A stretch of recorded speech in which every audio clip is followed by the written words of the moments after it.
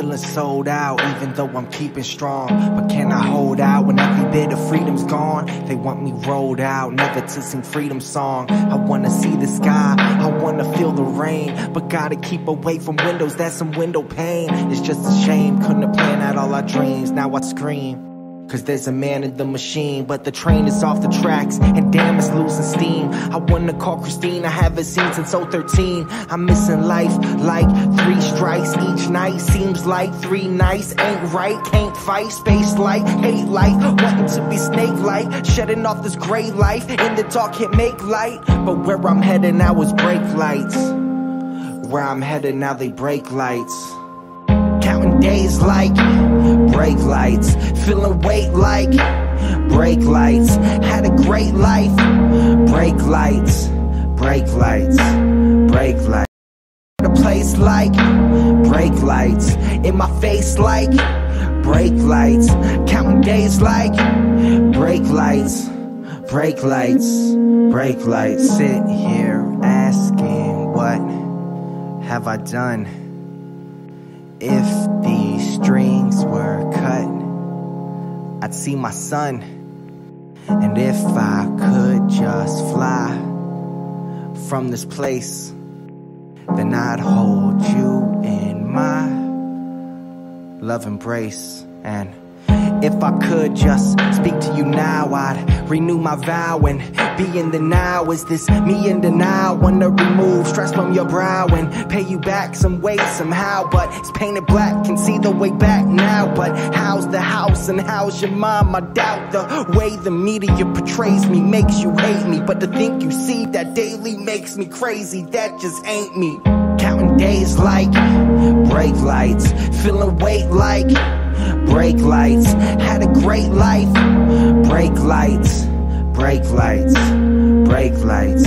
Out of place like brake lights, in my face like brake lights. Counting days like brake lights, brake lights, brake lights, brake lights, brake lights, brake lights, brake lights, brake lights, brake lights,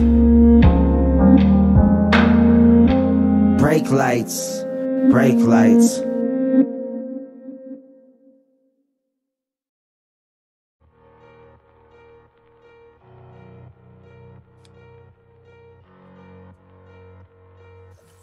On July 21st, 2018, an alarm sounded among truth-tellers and freedom lovers worldwide.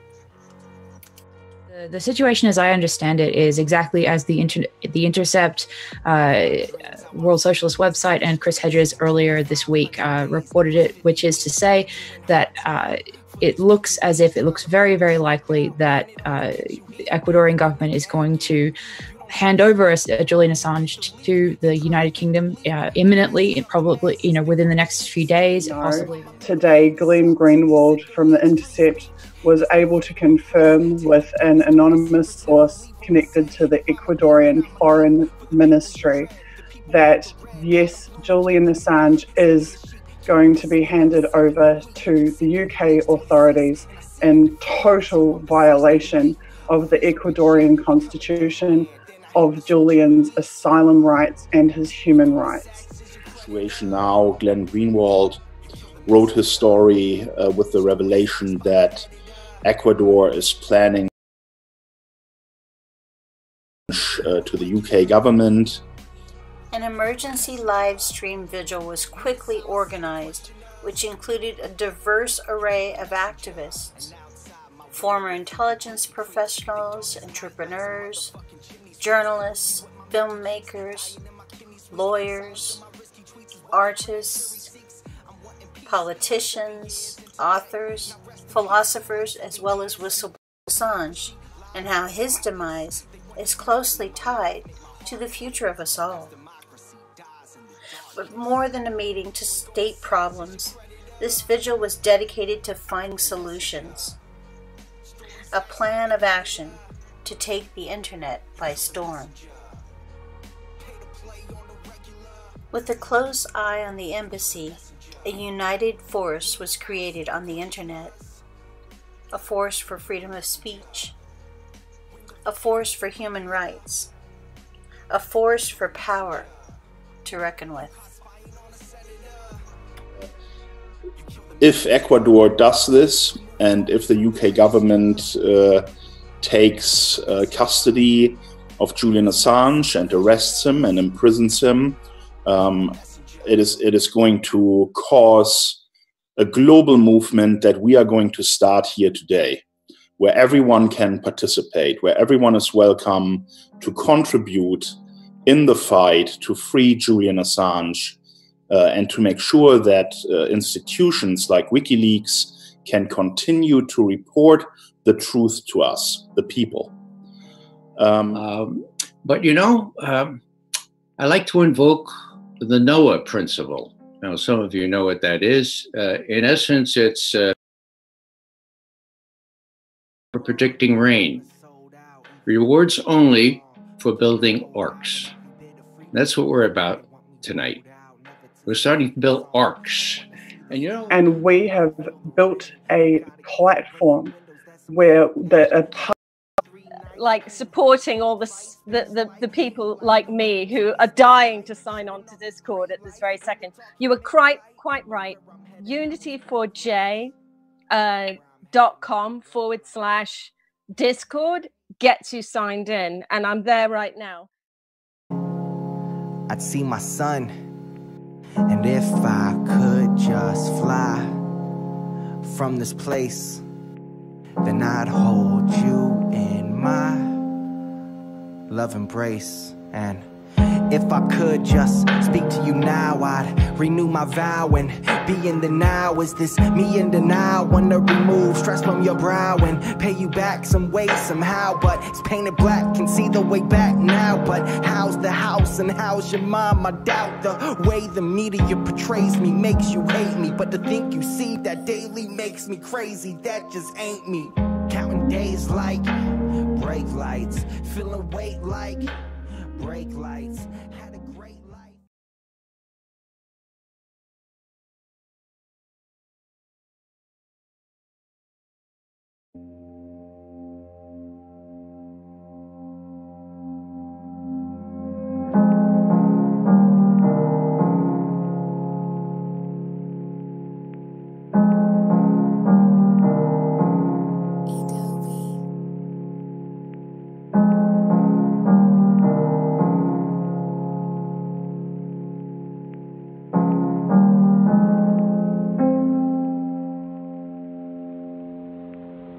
Feeling cold now, but got the heater on. Feeling sold out, even though I'm keeping strong. But can I hold out when every bit of freedom's gone? They want me.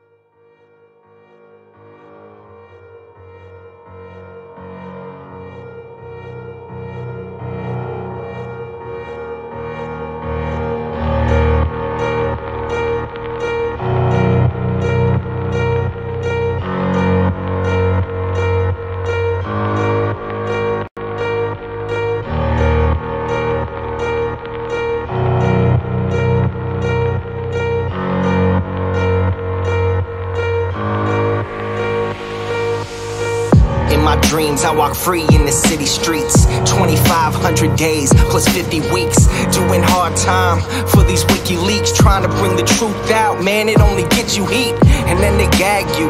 You don't get to speak, and when you get the leak, they try to hit delete. The masses of the masses, they want the shit discreet. That's why my middle finger's up to these sick elites. Free speech, it's the freedom of press. Take your deepest, darkest secrets, never leave them unsaid. If I'm a thief, then I'm a thief for the people you dread. The people up the red, bottom blue, you keep them in bed. Seeing the sheep, keep them asleep, deceiving the weak. Keep seeking the leaks till you cease, and I see your defeat. Until I'm deceased underneath a freezing red sheet. Become a dead man, then I hit the switch and release. When going Goldman Sachs is your creditor. You kill the messenger. Stories axed by the editor. You kill the messenger. Pay to play on the regular. You kill the messenger. Need to silence any questioners. You kill the messenger. And outside my window a figure quickly creeps. They dark as night like some motherfucking chimney sweeps. Whiskey with my Mickey keeps dying in my kidneys weak. Silence of my risky tweets is what the grand jury seeks. I'm wanting peace like 7 years in Tibet. Now rest in peace like 7 years under threat. Cause I've released 7 vaults. They upset, they under the rape sentence, but the US still insists arrest. I guess it's a sin to take the truth and disseminate. MLK to Gandhi, take aim and eliminate.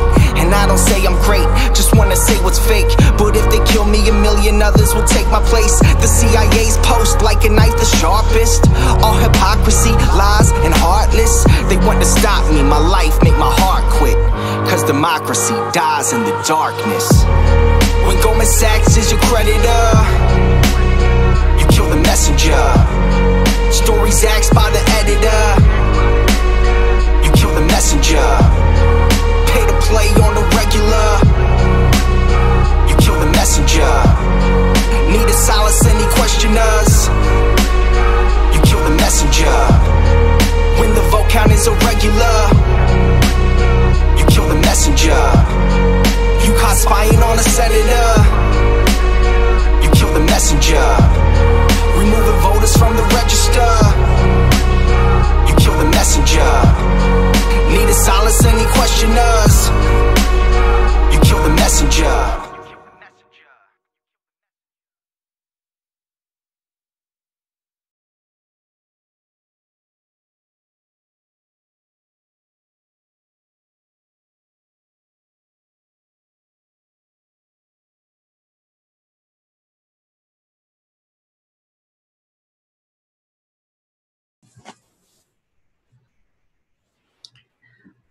All right. Thank you, everyone, for joining us. My name is Elizabeth Voss. I'm Editor-in-Chief of Disobedient Media, and I am so glad to be here with Suzie Dawson, a journalist, activist, and current president of the Internet Party of New Zealand. We are here, as you all know, for the State of the Movement address for Unity4J, and I'll take it away, Suzie. Thank you. Hey, everybody. Hopefully you can see and hear me okay. If you could confirm in chat that our sound is good and our video is good, I would really appreciate that. Okay, so I can't really believe that it's only been 4 days since the last time that we did a stream. And that was, of course, the emergency meeting stream that had a whole host of amazing people on it. And if you've been with us since the beginning of this broadcast, some 12 minutes ago, you would have seen a video that is known as the Unity4J overview. It was a 5-minute clip which had quotes from the speakers who appeared at the emergency meeting on the weekend, and it had a whole bunch of other cool content related to the movement. So obviously last weekend we not only held an emergency meeting, but we launched an online collaborative platform for organising in support of Julian. We have formed what we call a non-violent digital direct action army, a digital army. And we were hoping for maybe 150 people or maybe 200 people, or in our wildest dreams, we're hoping for maybe 500 people to come together and to work, actively work every day together for Julian's freedom. We were astonished and amazed when 2,500 people joined our movement within 48 hours of that stream. Now, bearing in mind the only promotion that the Army has had, it's had no mainstream media press whatsoever. The only promotion that it has had is that stream that we did on the weekend, one tweet by WikiLeaks, and a tweet by Kim telling people to join at kim.com. And you guys who have tweeted out relentlessly over the last few days to tell everybody about this initiative and to invite them to be a part of it. So at the last stream, I took you through the basic framework for that platform. I showed you the channels and the roles. we have, over the course of the last 3 days, dramatically expanded those channels and those roles. We have been floored by the level of professionalism and the incredible professional experience of the people who have been joining the server. We have had people, ex-Congress staffers with experience drafting legislation. We have had dozens of professional lawyers and what we call legal beagles. We have had broadcast engineers, musicians, videographers, YouTubers, just any profession that you can think of, literally, is now represented in our online digital army. And that has dramatically increased our ability to provide support to Julian Assange and to WikiLeaks in ways that we could not have ever imagined or dreamed that we would be able to manifest in such a short space of time. So we now have a number of teams which have population into the hundreds in each team. And they have produced, in the space of 4 days now, the amount of the quantity of content that I would expect out of a movement in 3 or 4 months of time passing. And so, if anything, the biggest challenge for us has been to find enough tasks to give them in such a short space of time, because people are churning through the work so quickly, which is just amazing. And we really collectively together are outperforming our enemy. We are outperforming those who have been targeting Julian and targeting WikiLeaks, and we're doing it together en masse. So we have awesome channel admins and team leads for each of our teams, and they have kindly sent me updates about what each of their teams have been doing over the course of the last 4 days. Now, if I was to sit here and recount or to demo or show you everything that had been done, we would literally be here for the next 5 or 6 hours just discussing it. So I've tried to present it in different ways. So for a start, our graphics team, you guys will have seen mountains of content coming out of our graphics team. If you go to the @Unity4J timeline, there is memes and visual art and quote graphics and just amazing content there. We have had our video team has created an amazing video that showcases all of the digital art that has been created in the last 4 days, and we will be closing out this stream with it. So rather than take you through every image now, I'm just going to let you watch that awesome sequence at the end of this. Likewise, with the video content, you can see examples of that in this stream. You just saw the overview video at the beginning. There's another video called Julian's Freedom, which is coming at the end.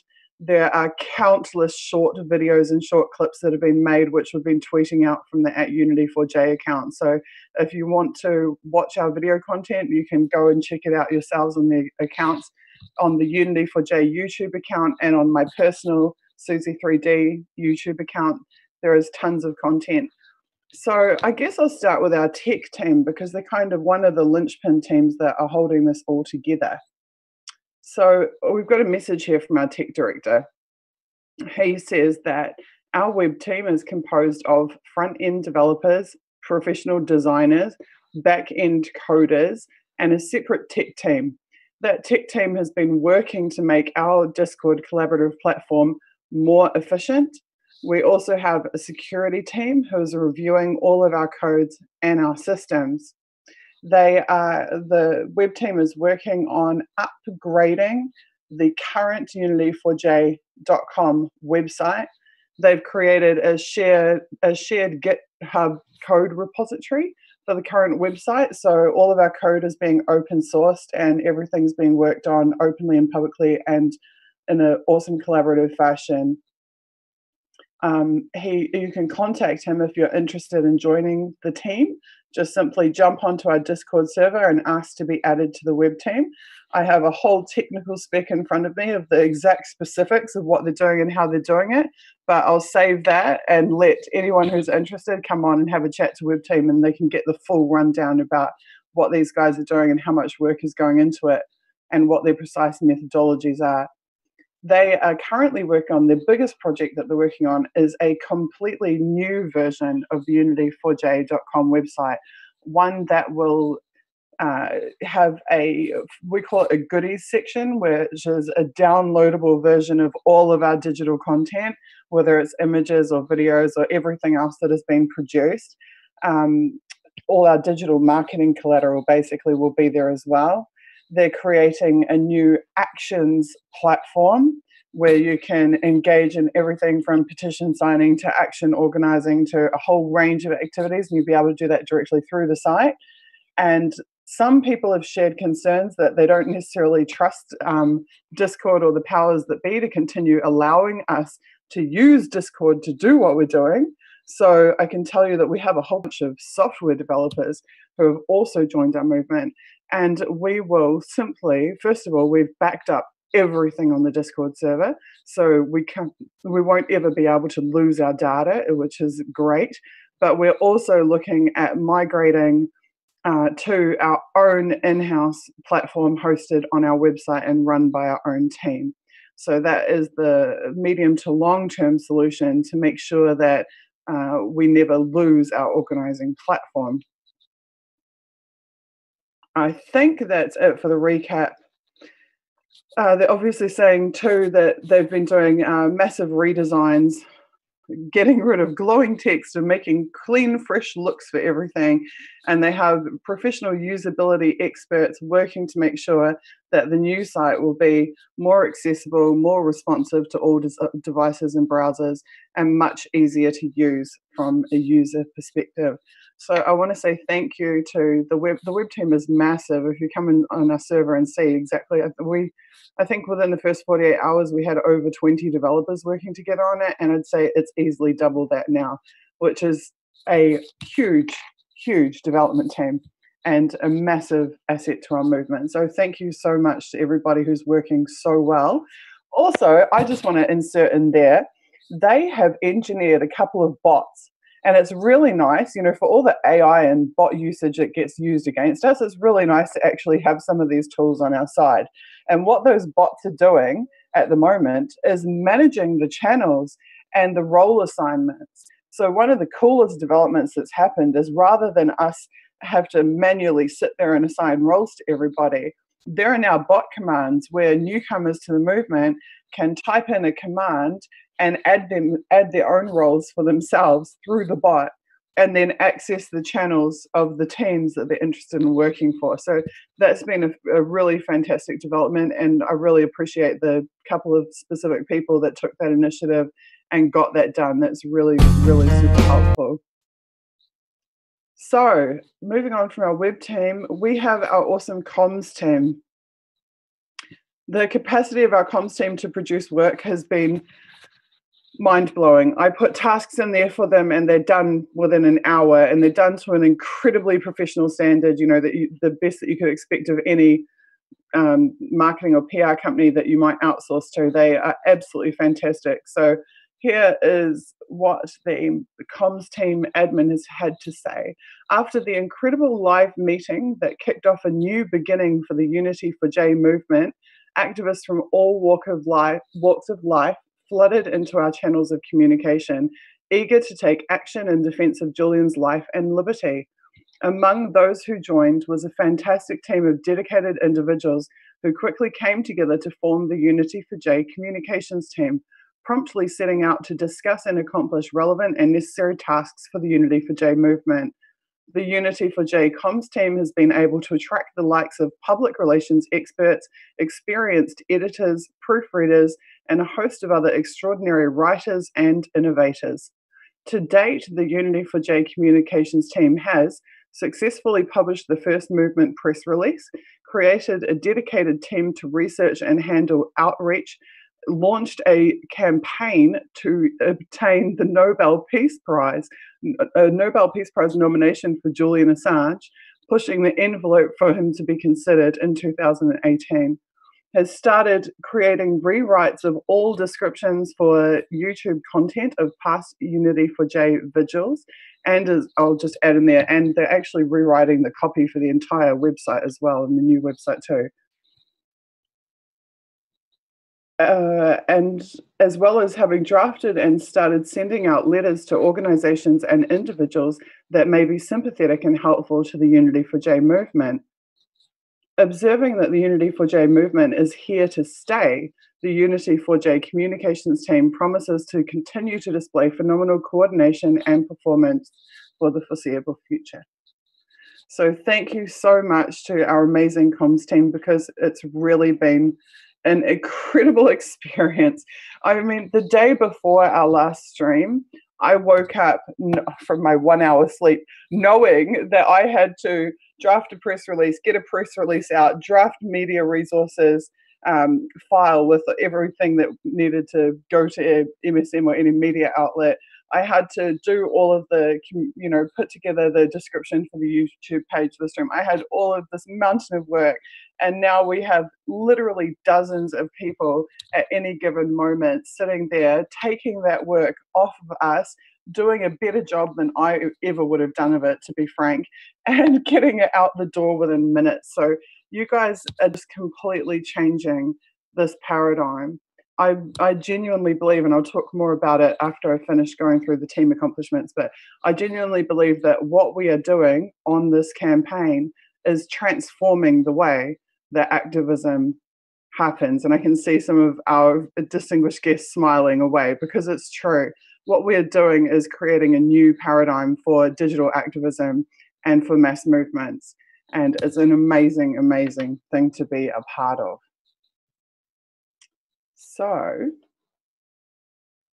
next up is a communication from our music team, because we have got a whole bunch of fantastic professional musicians, sound and audio engineers, composers, the whole 9 yards, in their very own team working together for Julian and for the movement.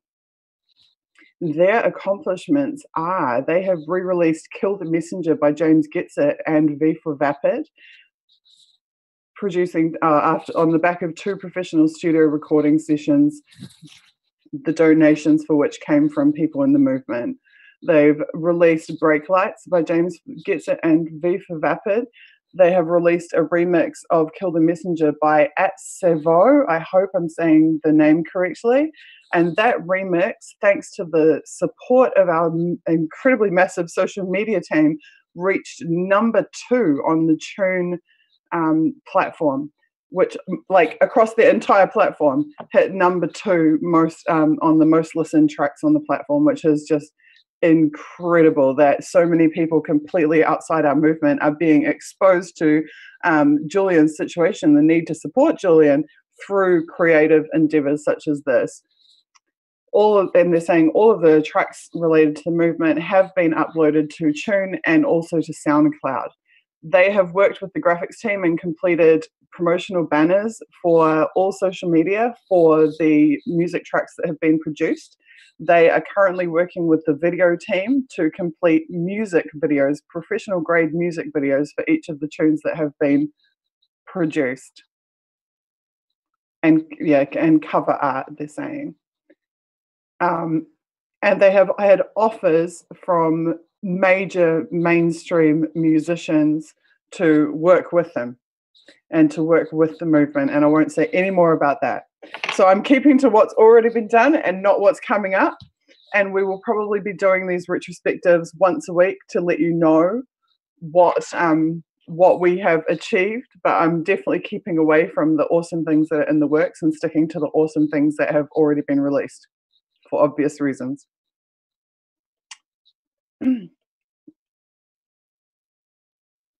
Bear with me 1 second, guys. We'll just get in. Right, okay, so moving along. We have a hundreds and hundreds strong research team, a research community inside of our collaborative organising platform. And that research team has been easily one of the most productive teams involved in the movement. And I've got here a report on research team activities up until day 3 of this movement. Research is extremely lucky to have a very committed team that has been producing a massive amount of content in a very short period of time.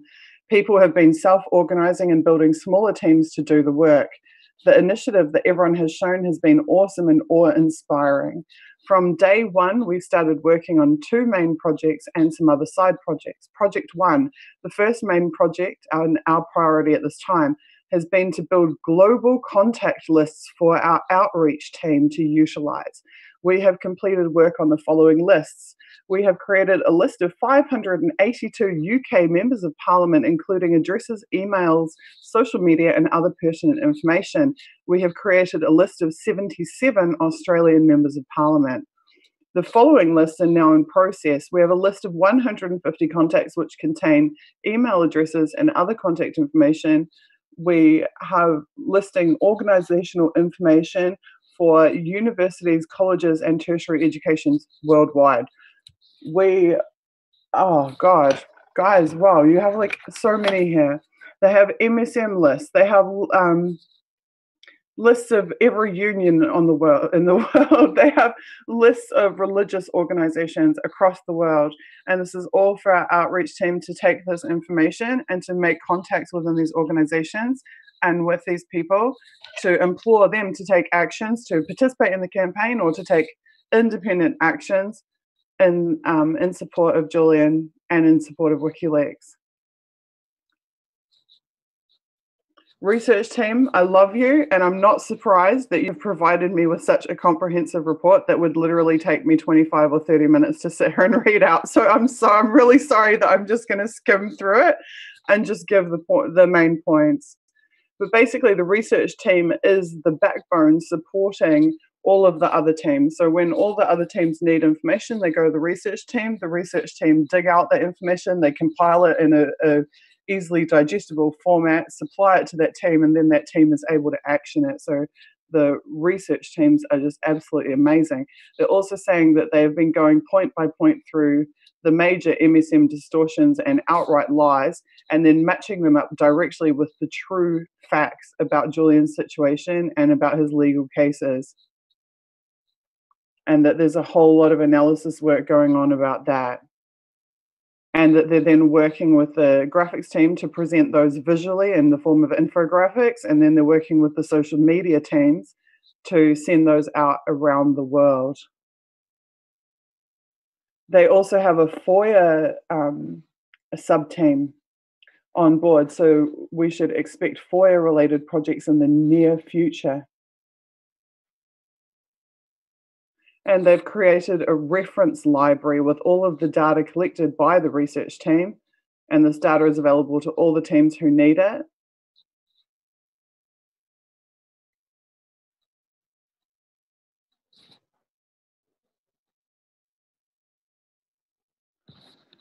This is very cool. And they say, in conclusion, we submit a comment from one of our most active researchers. And this is the comment. I think that's something that should be conveyed to people when this is discussed in public. I'm sure it's extremely constant work for the core, but from my perspective, I would like people to know that this is a very positive experience with so much potential, not just in this case, but also for experiences that people can take from this campaign on to elsewhere. This is a very common sense platform and with very little nonsense, which I guess suits the research personality type to a T. I'm sorry. That is super cool. Thank you for that message, guys. I really appreciate it. Okay, one of our other most prolific teams, understatement, is what we call the scribes team. The scribes team is presently involved in transcribing all of the visual content of the movement from our very first 10-hour vigil in support of Julian and WikiLeaks right the way through until last weekend's event. So they say here, the purpose of the scribes team is to take good care of the words of the wonderful people who participate in the Unity4J vigils and other events, so that these interviews and discussions are available for posterity, as well as being influential for current thought and action. We expect our published transcripts to be of use to journalists, academics, researchers, and the general public, especially those who wish to access these conversations in a text format. Their process: our initial transcripts are in English by human beings, so they avoid the flaws of current AI versions and are 100% accurate. They are also underpinned by links to further information about the people and topics raised in the interviews, making them extremely useful to students and the public who are wanting to learn more after watching the videos. Completed English transcriptions then go to the translations team, where they are translated into many languages. As of 24th of July, we had 23 experienced transcribers, proofreaders, and text editors collaborating and already at work on creating, editing, and linking transcripts, with more people joining the team every day.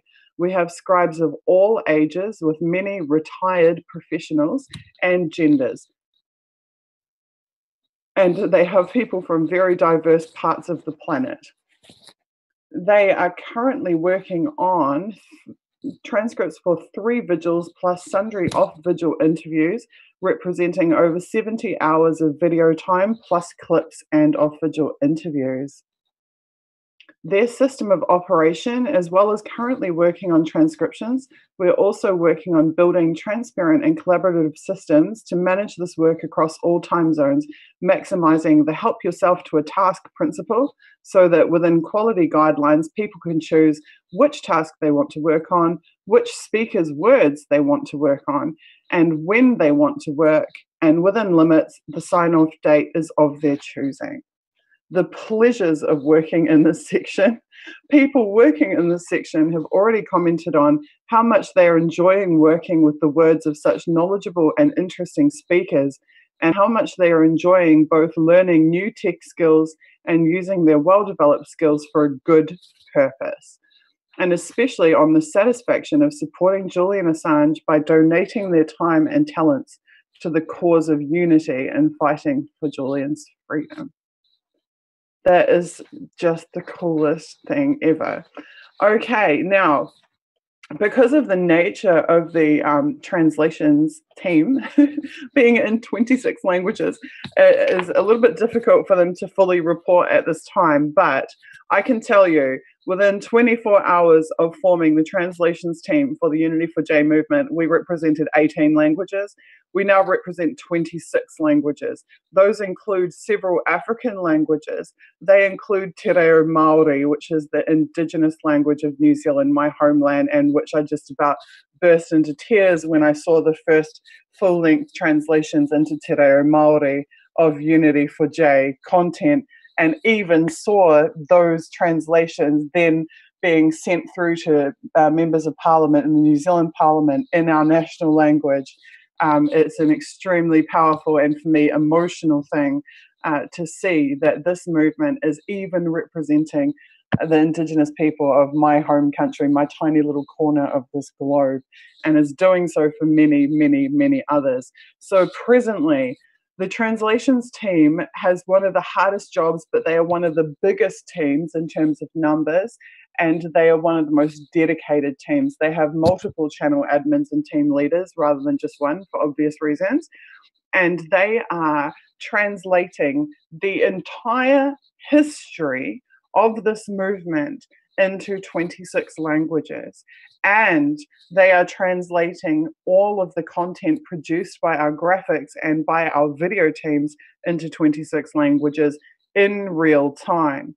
So you will already see, if you go look at the Unity4J timeline, you will already see quote graphics in Portuguese and in Spanish and in French and in Italian and in Te Reo Māori, and many, many other languages filtering through. So recently they've started setting up their own communications channels. So our social media team, which has amazing hundreds and hundreds of people in our Twitter and Facebook teams posting content every single day, those social media channels will not just be English-based social media channels. We will now have social media channels for the movement in 26 languages, which is an absolutely phenomenal achievement and something that I couldn't have imagined this time last week that I would be sitting on a stream here today and telling you about. So I guess the final team, to recap, is the social media team. So we started with Twitter, and we had Facebook, and I think we had like Instagram maybe. But now we have, for all our platforms, we have Twitter, Facebook, Steemit, Reddit, Instagram, YouTube, Tumblr, Google+, Gab.ai, Minds.com. We have a separate team of bloggers working together to blog about the movement, and we have a team of professionally trained journalists also doing what they do and using their publishing platforms to write about the movement. So we're using the principle that if the mainstream won't cover us, we will do it for ourselves. Okay, I think that about covers what has been achieved in the last 4 days.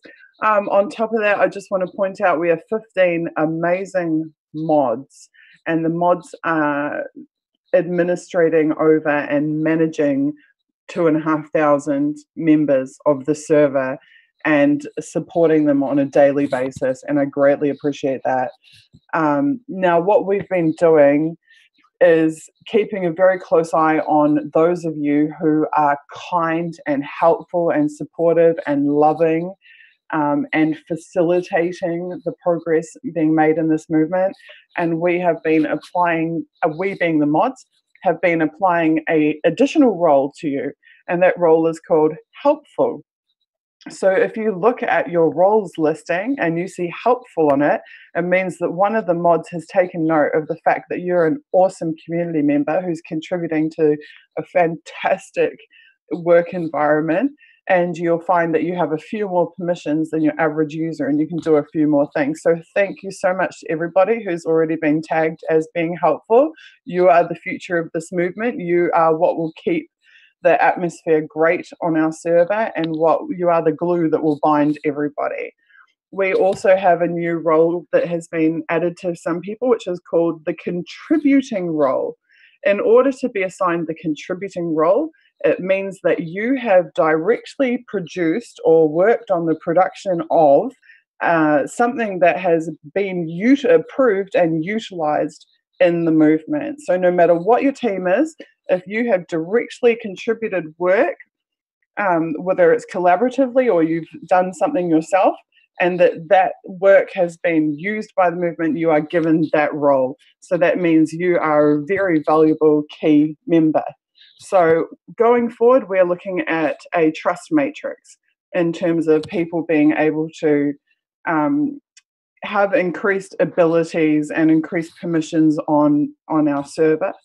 And that comes from you being trusted for being helpful or for being a contributor. And then once somebody has contributed a significant amount of work, then someone's asking, how do we check if we're helpful? You just click on your own name on the server and you'll see the list of your roles. Like it might, if you're on video team, it'll say video or social media or whatever. If it says helpful, it means somebody's noticed, one of the mods has noticed that you're like an awesome human being and has added the helpful tag to you.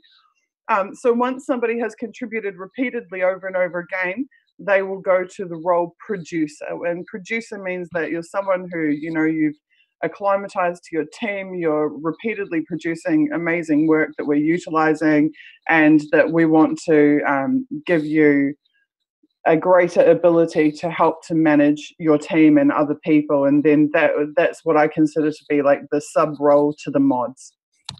So just to be clear, the mods, you'll notice the mod team hasn't been increasing in numbers.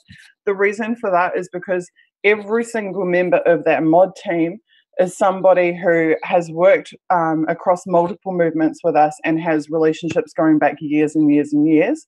So don't feel sad. I know quite a few people have reached out asking if they can become mods. Don't feel sad that you haven't yet. You know, once we get further through into this movement, we will be picking out and identifying those who we believe are the most suitable for the position. But that's the reason that the mods list isn't changing, is that these are people that are veterans of Internet Party campaigns, veterans of anti-spy bill campaign, veterans of other WikiLeaks support campaigns, et cetera, et cetera, et cetera. And that means you can trust them as well. you know with 100% surety, if you reach out to a mod, they will help you, they will support you, they will know what they're talking about, they will know where to send you. So in terms of urgent messages, I would like you guys to really focus on educating each other about how the system works, because we have still so many new people coming in every single day, and it's really easy for them to feel like really lost and like, oh my God, like how does this work?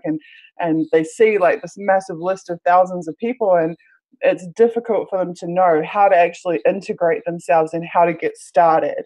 So it would be fantastic if you guys would hang out in the Introduce Yourself channel and just talk to new people coming in, tag them, say, hey, how are you? Can I help you? We need more helpers, as many helpers as possible. Hang out in the campaign chat, you know, and do the same thing. Keep it helpful. I'll just address to the chat side of it. We've considered removing the chat server entirely because this is a work server and we're there to like work together rather than just to shoot the proverbial, you know, for hours on end. But I'm happy to say that the culture in there has been really good. It's been on topic, and I'm actually pretty pleased with how it's going. So we'll probably leave it there for the time being. But if it does become a method of distraction, then eventually that part of it may disappear. Okay, from my perspective, this has been a historic and groundbreaking time, and it is an incredibly powerful platform, and it is already an incredibly powerful movement. If you remember back to Julian talking about how they saved Edward Snowden, he said it was because WikiLeaks was able to work with an agility and a speed that is impossible for the intelligence agencies to match. They have traditional corporate structures. They have heavy middle management. You saw this with Occupy. When Occupy formed at great speed, nearly 2,000 cities came together inside of 2 weeks. And for that 2-week period, you could see and feel that the system, the empire, did not know how to respond. And the reason it didn't know how to respond is because the little minions on the ground had to send emails to their little supervisors, who had to send emails to their middle managers, who had to send emails to their senior managers, who had to send emails to their deputy directors, who had to send emails to their directors, who had to go and have a meeting with the people who were actually in charge, who had to just, someone here, one of our guests is laughing their head off right now, who had to then have a think and decide what they wanted to do about it, and then tell the directors, who had to tell the deputy directors, who had to tell the middle managers, who had to tell the supervisors, who had to tell the minions on the ground, who then had to subcontract out to some agency somewhere, to some private corporation to go and actually do it. So what it ends up with is this massive, like, you know, it takes them 2 or 3 weeks to implement their system of oppression, whereas in the meantime, you know, we can have 2,000 cities occupied inside of that space of time. So this movement is like a digital version of the same thing. And it is going to take the agencies quite some time to work out how to deal with this.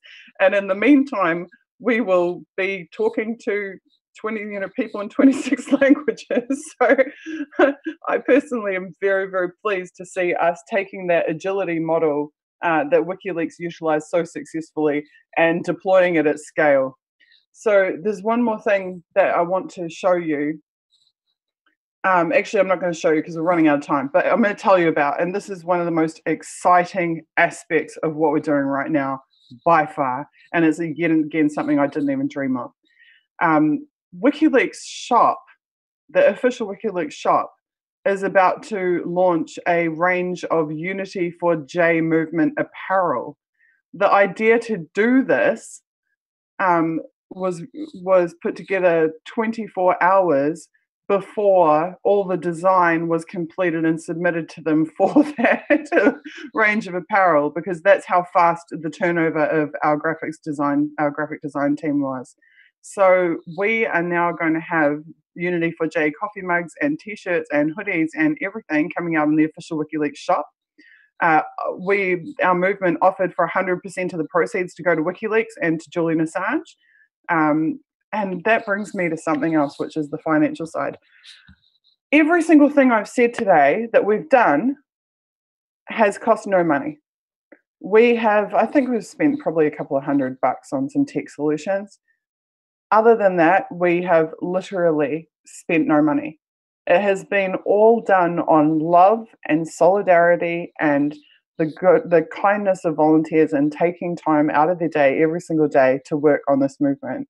And that's yet another reason that the empire can't compete, because the empire requires billions of dollars to convince people to do its evil deeds. And we don't need to have billions of dollars to convince good people to do good deeds and to work with us to free a man who deserves our love and our solidarity and our support. So that is just yet another reason. People are saying, I can't wait to get my Unity4J t-shirt. I can't wait to get my Unity4J coffee mug. I actually personally made sure that there was coffee mug design so that I would be able to so I can sit here on stream and drink from my Unity4J coffee mugs. These are the things that give me pleasure in this life. So it's really cool. Now, I need to talk about the next thing in really broad terms, but let's just leave it at this. When you have the world's most under threat, seriously most under threat organization, certainly in the activism sphere, as we have with WikiLeaks, and where a war of attrition has been waged by billion-dollar agencies against that organization year in and year out, it has been targeted for destruction from without and from within. And that war of attrition has, to a certain degree, been successful, though not as much as they would have liked for it to be.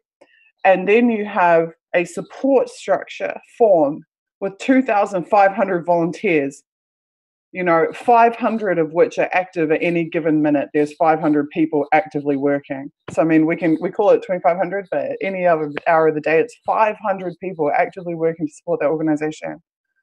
And when you have a legal team and a comms department and a graphics design department, a video production department and musicians and all this other amazing stuff that we have producing real work, it's like an antidote. It's like giving WikiLeaks an antidote to drink to heal the disease that the agencies have been inflicting upon them for years. So I wanted to leave it at that. You guys are the antidote. You are the antidote to the pain and suffering that WikiLeaks have been made to feel and to the war of attrition that has been waged on them. And if we can get 2,500 volunteers from one stream and a couple of tweets, imagine how many volunteers we can get from a consistent and coordinated campaign to grow this movement in the coming months. I have one more thing to say. The wonderful Caitlin Johnston says that he who holds the narrative drives the world, controls the world. With the numbers that we're dealing with, our Twitter team having hundreds of people coordinating at any given second, our Facebook, we launched a new Facebook page and had 1,000 likes like in seconds.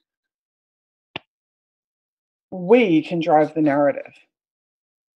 For 2 years, we have been subjected, both left and right, have been subjected to the empire's narratives, to the narratives of the intelligence agencies, to the narratives of the, I want to say aristocracy, because it's basically what they are, to the narratives of the corporate oligarchs, to the narratives of the mainstream media. We have been subjected to their narratives. And I remember back in 2000, I'm sitting here like this, because I remember back in 2013 when Edward Snowden stole the narrative. He stole the narrative from them so badly that for the next year and a half, they were chasing after his narratives, having to respond to his narratives and to our narratives as we supported Edward Snowden. In late 2015, and particularly in 2016, we lost control of the narrative.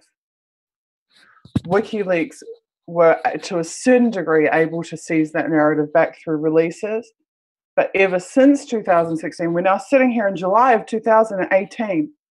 And as recently as 1 week ago, not just the mainstream, but even the activist sphere was sitting spellbound by what's on Fox News, spellbound by what's on MSNBC. What are the media saying about Trump, Helsinki, Putin, blah, blah, blah, blah, blah, blah, blah. What are we doing this week? This week, we don't give a shit what's on the news because we have just built a 2,500 strong movement to achieve real, radical, immediate change in this world. So I don't even have time to care what's on Fox News, and I don't have time to care what's on MSNBC because I'm too busy with 500 people changing this planet.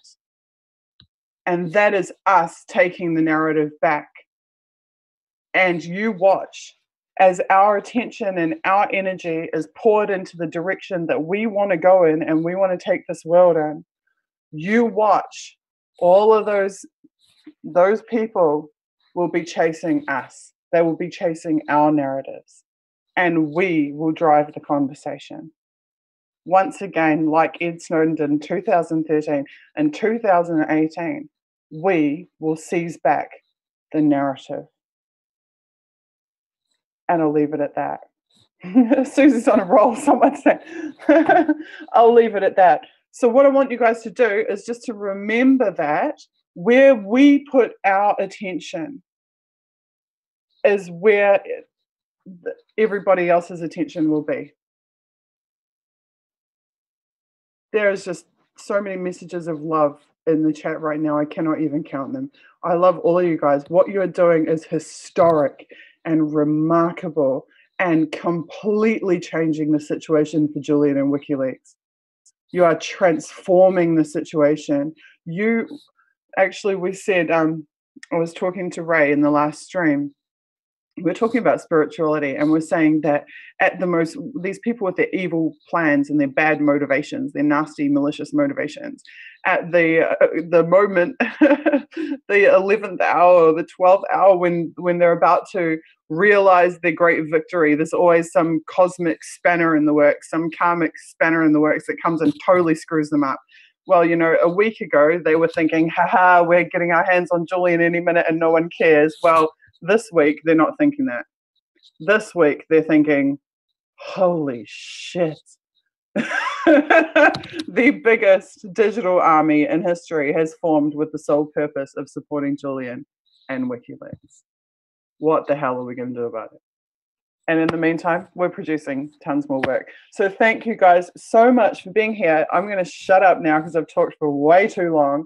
But I love you. What you're doing is important. What you're doing is amazing. And we're going to keep growing this and keep going stronger and stronger and stronger. And now I have the great pleasure of introducing the gorgeous, lovely Vivian Kubrick to the stream. Vivian, can you hear me? Yeah, I can. Actually, I was sitting here like such a little control freak, like just typing little messages saying, gosh, couldn't you just get the desktop up? The Discord. I was like watching while you were talking. I was like going on Discord and seeing what people had actually done, and I was getting all kind of that producers thing of like, you know, cut to the desktop of Discord. But people have done already such a colossal amount of work, and I'm astonished at the input and the inflow and the effort. It really speaks to so much of the real, well, I don't know how to put this, but for the people in mankind who care, it's just amazing how much they want to give and how much they want to do something to show how much they care. And I think the fact that, you know, technicians, techies, and artists and musicians and illustrators and people that just want to, you know, do anything. In fact, from what I've been looking at on Discord, yeah, I still haven't worked out how to use that really. But I just think if you go to Discord, I think I tweeted a link actually. I think probably a few days ago for Discord. Maybe it would be good. Maybe I'll just tweet that out right now. Let me just see. I have to see if I can find it.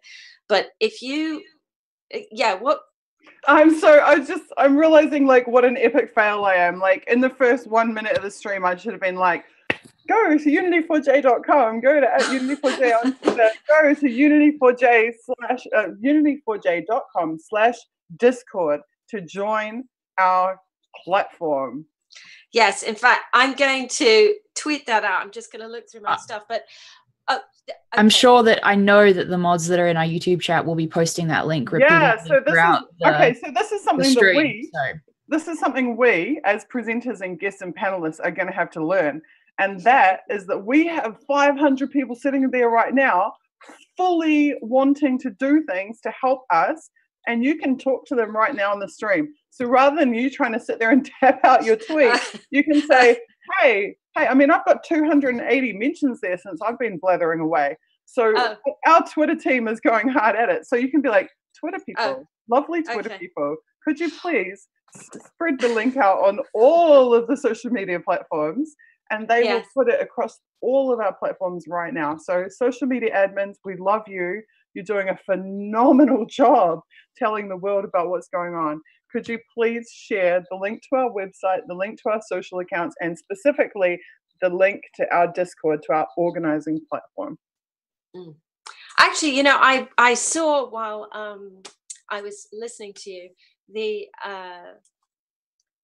artwork that Banksy did of Julian Assange. That's very God. You're ahead of the curve there. I think that's going to be another press release, that one.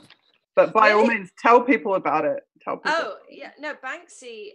I don't know when he did it, but actually, I'm going to just be a complete dingbat here and bore everyone with me looking at my Twitter so I can find it. Oh, I think it got cut. Well, if you want to look for that for a moment, I mean, yes, I would love to. Yeah. I would love to just introduce our other guest that's here with us right now, the amazing veteran intelligence professional for Sanity co-founder Ray McGovern. Ray, thank you for spending the time with us again. It's an honor to have you on with us. Oh. Ray, you're muted. You're muted right this second. Susie, I think you can unmute him as well. I am not host. Yep, I got it. Hi, Great. Ray. Ray, how does it feel for you sitting here only 4 days later and hearing all of this? I feel very technologically educated. I even have memorized some of the terms. In my more mundane capacity, you will see a relevant article tomorrow on consortiumnews.com. And it really may be a creature of the fact that the Gray Lady, the New York Times, what we call it over here, must be listening in. Their general counsel must be listening in, because it's dawned on them that it might not be a very good thing for publishers to be prosecuted for putting out printed or digital material. It's quite amazing. The Times has been very lethargic on this whole issue. But yesterday, well, it would be the day before yesterday where you are, out in California, the Deputy General Counsel of the New York Times said, wait, it might not be such a good idea to prosecute Julian Assange. And he said, look, it would set a very, very bad precedent for publishers. Here's a direct quote. This is how they kind of try to weasel word it. Julian, sort of in a classic publisher's position, and I think the law would have a very hard time drawing a distinction between WikiLeaks and the New York Times. Oh, God, you know, I mean, these guys are supposed to be very, very bright people, and it's just dawning on them that if we prosecute publishers, editors, that someone might say, well, what's the difference between what Julian Assange does and what you high-level muckety-mucks there at the New York Times do? So this is quite amazing. Now, interestingly enough, I've looked all over the New York Times for some reportage on this. Zero. So here we have the Deputy General Counsel expressing grave concern. He says, you know, this would be a gut punch to free speech. Oh, now, gut punch to free space, but well, it hasn't appeared. The story hasn't appeared in New York. Maybe tomorrow morning, or maybe never at all, as it so often happens. Now, 10 years ago, I was going around saying that the Fourth Estate, the Fourth Estate was moribund, and lately I've been saying it's dead, but now I have to correct myself. How many of you are familiar with The Princess Bride?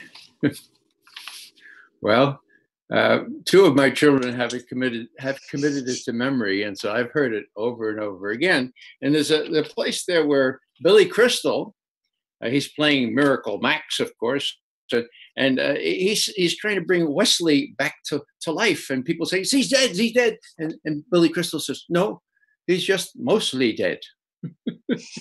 So I think this is a really good paradigm here.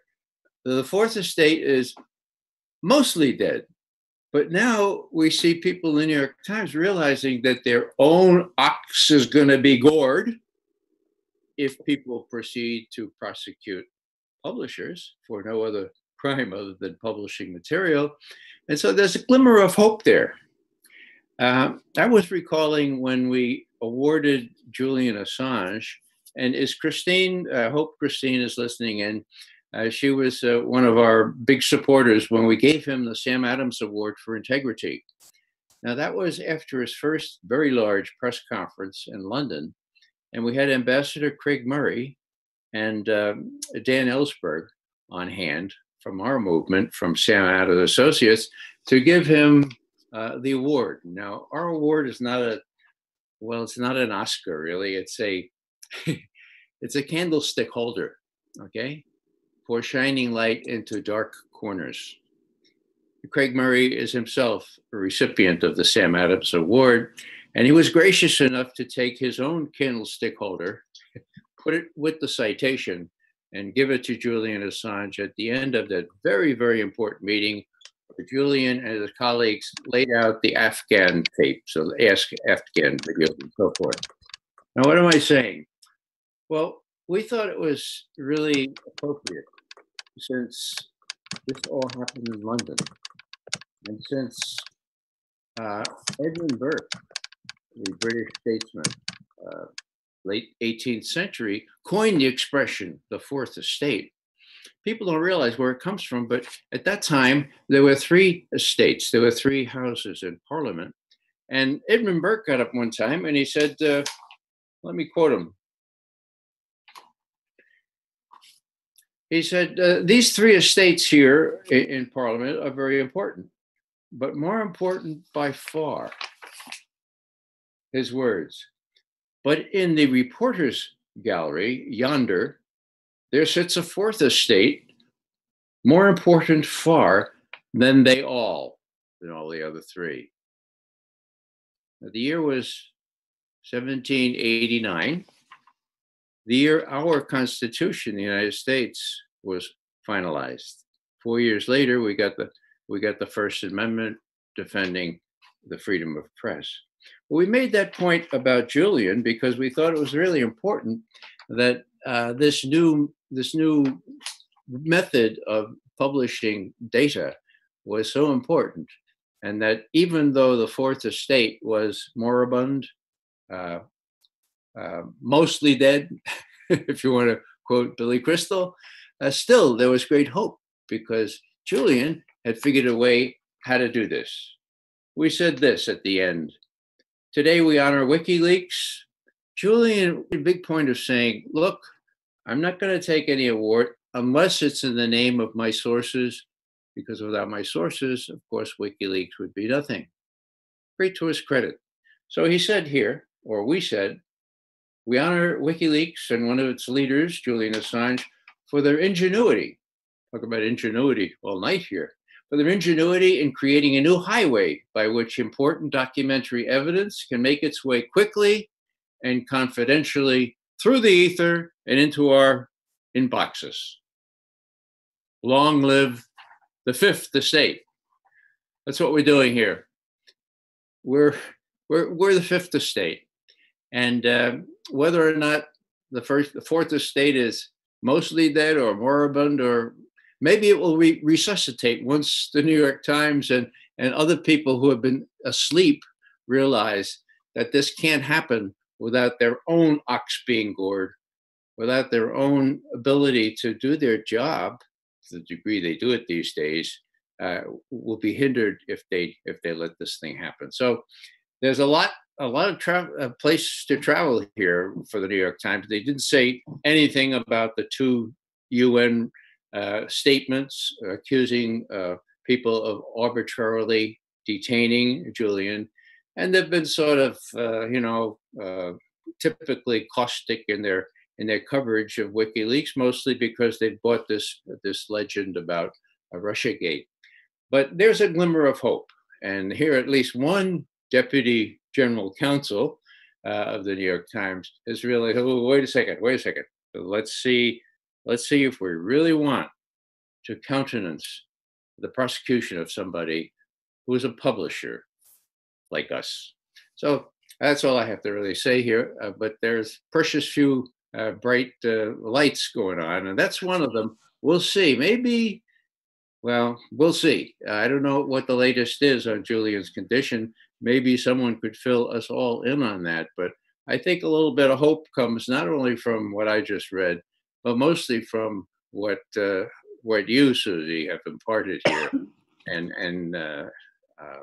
Elizabeth and Vivian and everybody else. I think we're on a roll. Let's stay on the roll, and let's keep each other's spirits up, because I think there's lots of spirit. There's a lot of spirit in this movement. Thank you very much. Thank you so much for being here. And I have just seen that the @Julian Assange account on Twitter, I'll just share the screen, has just tweeted out an announcement about our stream, and that it's happening right now.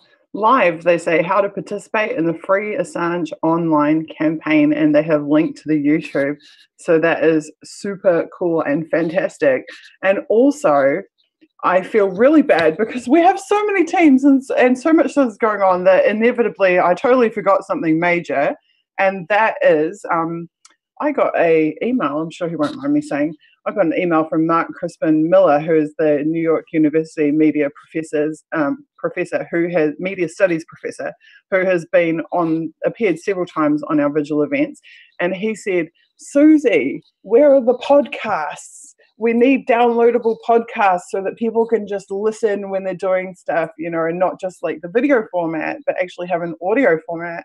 So I put the call out, and one of our amazing team members formed a podcast team. And now, subsequently, I am happy to announce we have right here the Unity4Julian podcast page, which is mixcloud.com/Unity4Julian. And here we already have 35 hour-long podcasts of Unity4J content that you can download and share and listen to. And it would be just, and in fact, there's Mark right there. You can actually listen to an hour of this is Cassandra Fairbanks interviewing Mark Miller. So on this page, we've got Ross Cameron, Graham Elwood, Kim.com, Mark Crispin Miller, Daniel Ellsberg. God, that was an experience. Tim Black, Mark Svoboda, Peter Van Buren, Nico House, Scott Horton, David Swanson, who I love to pieces, Ray McGovern, who I really love to pieces, Dimitri Babich, Lee Stranahan, H.A. Goodman, Caitlin Johnston, Felicity Ruby, Kathy Vogan, I can never say, Slavoj Zizek. Have I got it? Ray, am I right? You do.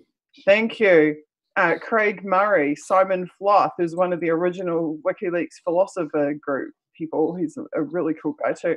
The amazing William Binney, Karen O'Reilly, Ron Placone, Kevin Z, Cynthia McKinney, George Galloway, Jamal Thomas. Suzie, darling, Yeah. Can I interrupt you? I'm watching Sure. I'm watching your battery. It's 9% and it's gone down since you've been talking. Do you want to plug it in? Okay. I'll just finish my little list of the amazing people. Okay. Alistair Thompson, Sean Westmoreland, Chris Hedges, Mary Talieb, Vivian Kubrick, Woo. and Father Dave, which was another amazing hour of our vigils. So, Susie, before I forget, sorry, can I just interrupt you before I forget? Sure. And I wish you would plug your laptop in. I will. I Yeah, promise, because if your computer goes down, then we actually lose the entire stream because you're a host. No, that won't happen. You guys will still be able to continue the Zoom, and it's not actually me streaming today. It is our newly formed stream team from the Unity4J movement that are currently running this stream. So that's yet another sub-team of the organizing platform that if you have streaming experience, you can jump on and be a part of. Okay, I will go find my charger and you guys can hold the stream down for a minute. I'll be right back. Yeah, actually, Elizabeth, I wanted to just add to the community that's on Discord. I think it would be incredibly powerful if there was a lawyers team. There is, and I don't know. I believe Susie would have mentioned their work, but she was actually enthusing to me about this just yesterday. That there's actually a very active legal team on the Discord server. So that's a really awesome, and like even if there was no other activity at all on the server, just having that team is extremely valuable. So thank you for everyone that's joined and is a part of that. We really appreciate you. So yeah, if there are any lawyers watching, I'm very curious about this thing called Qui Tam. Have you heard of this? I saw reference to it on Twitter today, but I did not look into it because I was getting ready for the stream. But it was an interesting comment. Well, I was looking into it. It has to do with. Sorry, do you mind me cutting in? No, not at all. Well, no, I think I do. Go on, carry on. I'll tweet about it. Okay. Well, Ray, I don't know if you had any other thoughts. I just wanted to add to what Susie was saying about the fact that, that this is such a movement that is snatching the narrative from the establishment. I think that's really, really true. I think that it's incredibly important that this type of action from a huge collaboration of the public really shows the establishment that when they harm Julian Assange, when they harm WikiLeaks, and when they harm, if they just try to do this type of thing to anyone else in the future, that it will not go unpunished to them. The public will, in a grassroots way, respond in this type of strong manner so that, when they are trying to make an example out of Julian Assange, we make an example of them. So that's kind of the response I had to what Susie was saying. And I think it's that whole, grabbing the narrative and taking hold of it, I think is really an important kind of takeaway from this. Go ahead, Ray. What I really haven't heard much tonight is work on the ground, the Kieran O'Reilly work, the bodies that should be surrounding the Ecuadorian embassy right now, like for the next several days. That gives me some pause. We can sing, row, row, row your boat gently down the stream. We are streaming, right? But, when push comes to shove, if they move, there's got to be enough of us around. And, no doubt the activism or the events groups are working with this, but I just pray very hard that they are on the activist side of things, nonviolent, of course, but you could do a lot of stuff with nonviolence. Absolutely. No, I think that's incredibly important. And I think that that's actually one of the things that I did also want to add to what Susie had told us. And that is that, Unity4J is by no means the only platform of support. It's not the singular, only way to support Julian Assange. The incredible activists on the ground who have been on the ground at the embassy for years holding these vigils are absolutely amazing and inspirational.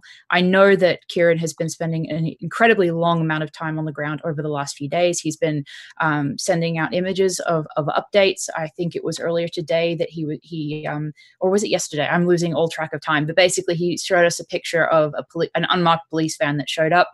Nothing happened, and then it left. I know that there are also other activists on the ground. You know, Greek Emmy is one of them. There are entire groups of Ecuadorians that have been also protesting Lenin Moreno's policies, both at the embassy and at other locations. So it is absolutely, worth mentioning that those are critical shows of support. Those are valid, and everyone that can get down to the embassy should. And I know that a number of people within the whole Unity4J structure have definitely continued to call for people to go down to the embassy. In fact, I know that one of the people in the Unity4J Discord was actually offering to carpool people down to the embassy if they were within Britain and on their route. So that was really, heartening to see. And I think that one of the most important things that kind of is raised by what you said, Ray, is that absolutely, if something happens, then it must be live streamed, it must be recorded, it must be broadcast to the public. I believe that that RT is the media outlet is also stationed at the embassy and recording pretty much 24/7 from what I understand. So absolutely critical, definitely. It must be recorded and streamed and all, but it also must be resisted. Definitely. I had a friend email me today saying I have 50,000 miles on my United Airlines thing. Tell me when, you can have one of my seats, or you can have 25,000 of my miles. Just tell me when. So I just hope that the system is tuned to the point where when we get some foreknowledge, or when it gets to be very, very dicey, that there will be a call out to everyone, like my friend, we get on a plane and we get over there.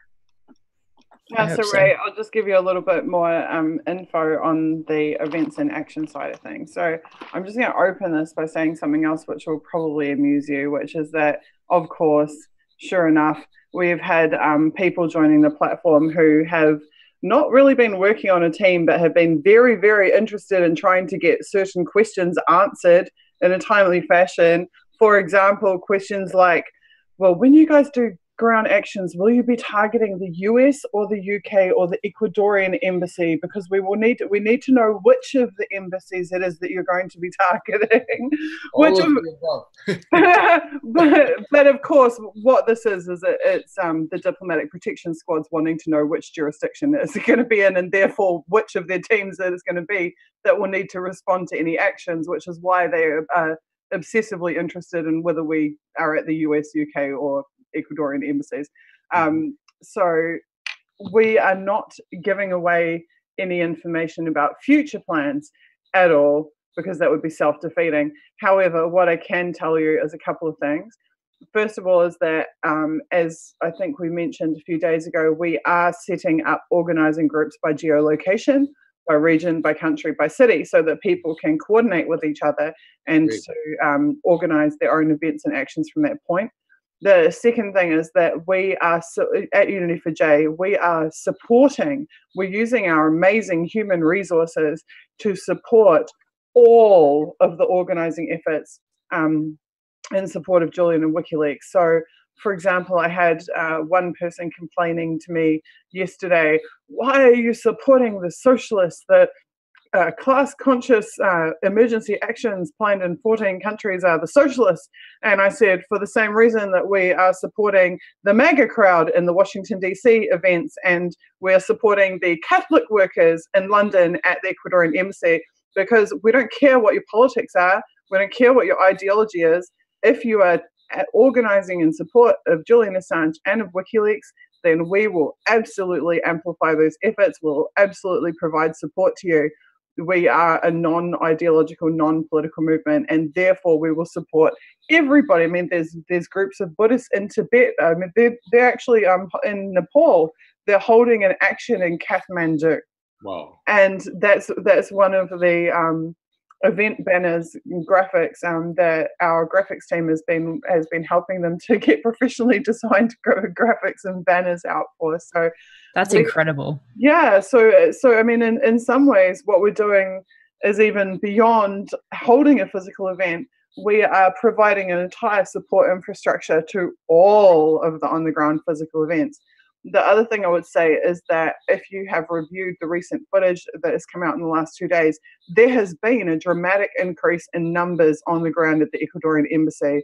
There was a very significant protest at the Disability Summit where Lenin Moreno was in the UK. And also, we can't take anything for granted. We can't take anything for certain. But it's significant to me that the Ecuadorians have released several statements now which directly contradicted the anonymous sources leaking to the media over the course of the last week. Sure. They said, no, there will be no decision made when Lenin comes to the UK, and there wasn't. And they said, no, there is no short-term decision, and there wasn't.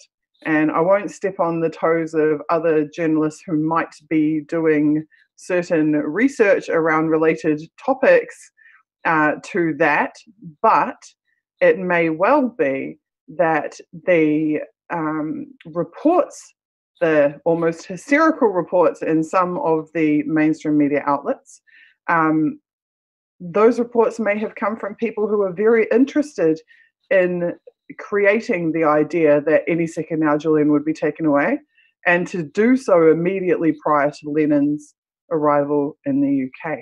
Well, that brings us back to the phrase given to us by Julian Assange, which is that we need WikiLeaks warriors, not warriors. And I always mispronounce that somewhat. And it also goes to Ray's statement from our last event where he talked about, building arcs and not predicting rain. I think both of those sentiments are equally, correct and important. And I think that the fact that we haven't seen Julian Assange taken from the embassy yet, I think that is a positive thing, that we need to, continue the momentum that has surrounded that inaction by the Ecuadorian government so far and, by UK authorities. So definitely just echoing what you're saying. Go ahead, Ray.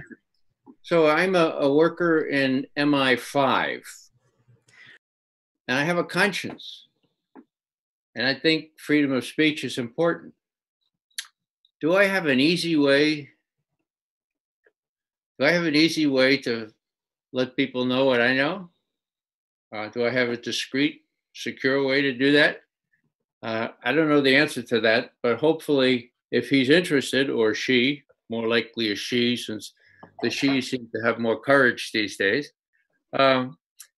I just hope that somebody's thinking about a very easy way that person can get in contact. And I think there probably are enough of people, even in MI5 or MI6. They're not all assassins, and they're not all people that poison people. And maybe one of them will come forward and say, this is what's planned for next week or whatever. It's worth a try, worth ensuring that it's easy enough for that person to figure out how to get in touch.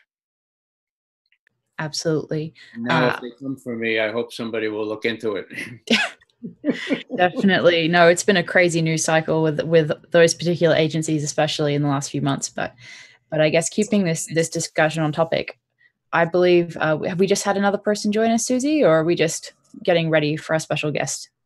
There may be a special guest coming shortly. I think there's some organizing happening in the background. Okay, great. How about, because we have like several hundred amazing people sitting in chat who have just been putting out so many positive, fantastic messages and working so hard to promote this movement. Is there anything that you guys would like to ask us? You've been working on the movement in the last few days. You're helping to promote it. What would you like to hear about from us? What would you like an answer to? Because I'm keeping an eye on the chat right now. So if you have questions, we've got 5 minutes now for you if you want to ask something of us. I think there's a short delay on the stream, so if anyone else wants to pipe up while we have some questions submitted, go for it. Well, I would just want to mention that I was really impressed to see the Ecuadorian people actually showing up at the embassy, because I thought that was so symbolic. I know that it was very much related to Lenin's, appearance in London and the meeting that he was attending. But I also thought that it was really symbolic of Ecuador coming to Julian when he can't at this time have safe passage to Ecuador itself. So I hope that at least brought a smile to his face to see so many Ecuadorian people standing up for him against Lenin Moreno. And it really shows us that the Ecuadorian people themselves are with Julian Assange, and they are with WikiLeaks, and that, the recent decisions by Lenin Moreno's government are not in keeping with what the public of Ecuador wants. So that's just the thought that I had over the last couple of days, especially. And I loved the pictures posted by Emmy on Twitter of that protest. And I know that RT also covered it. And I was really glad to see multiple news reports on that protest from both RT, but also the World Socialist website. So that was really encouraging as well. I don't know if anyone else has any thoughts at this time, but Susie, what's up? Somebody's just asking me questions in Discord. They have just said, what about making Julian nominating him for Australian of the Year? We formed a separate team. The comms teams formed a sub team for a Nobel Prize nomination for Julian, and they found someone who can submit that, who meets the criteria to submit that nomination. And then that quickly expanded into a whole bunch of other awards and prizes that they wanted to nominate Julian for. And that team has now been renamed the awards team. And the Australian of the Year is one of the awards that they are going after for Julian. So if you want to help get awards for Julian and for WikiLeaks, please join the Discord and ask to be added to the awards team. And you absolutely can be a part of making that happen.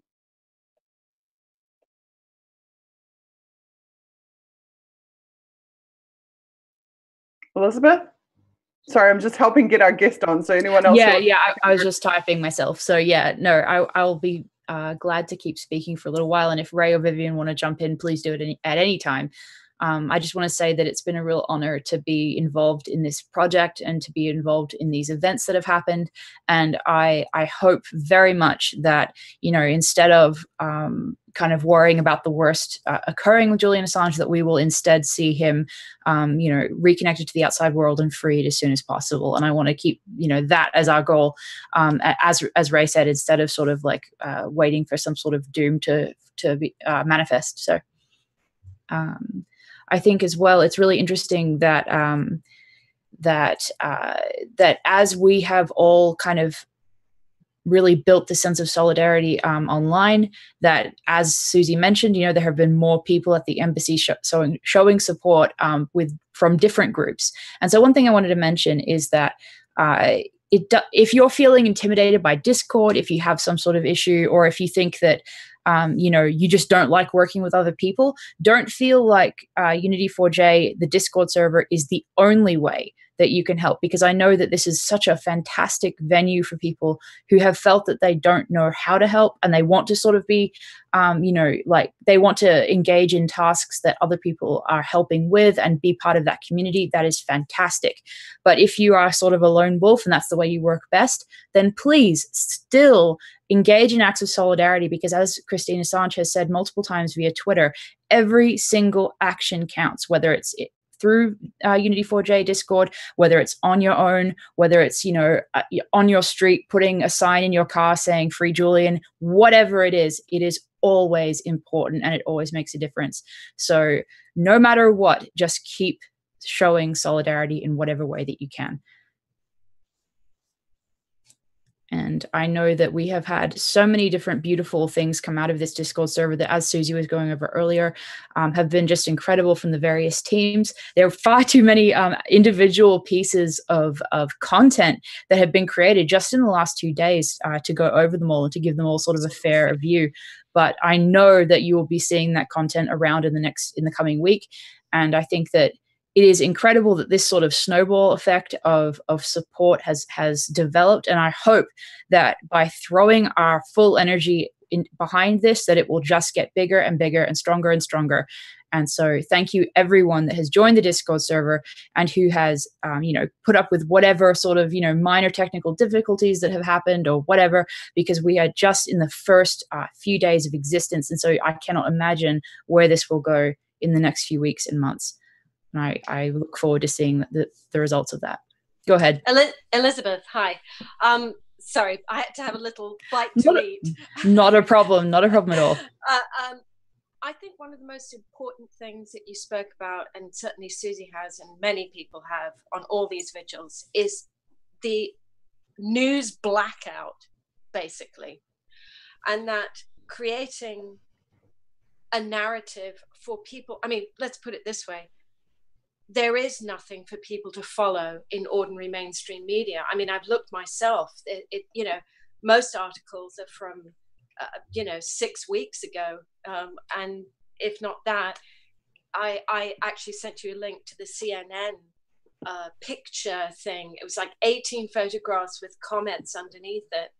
And it was the most incredible series of no information comments under these photographs, no news, no analysis, and certainly no facts about Julian's situation and the injustice of it. So the fact that people will be creating art, anything interesting, a little short piece, a good quote from Julian, the important thing about getting it out is that they've deliberately got nothing out there so that people just forget about it. It's very much like Fukushima. Fukushima is ongoing to this day. It has not stopped bilging out, radioactive material since March of 2011. Nothing in the news about it. So people need to see that they need to seek, and in your case, create a narrative. Not a narrative, the narrative called truth, called called facts.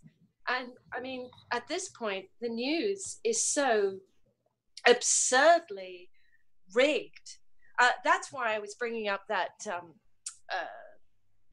legal thing, which I can't pronounce because it's in Latin. But, if you look at my Twitter feed, I tweeted some stuff to you about it as well, is this idea of the False Information Act. Now, I would have thought, I know it's got to do with getting government money for doing something and producing false information. But clearly the newspapers, right, put out false information. There must be some kind of law within the constitutional law or just generally for giving incorrect information.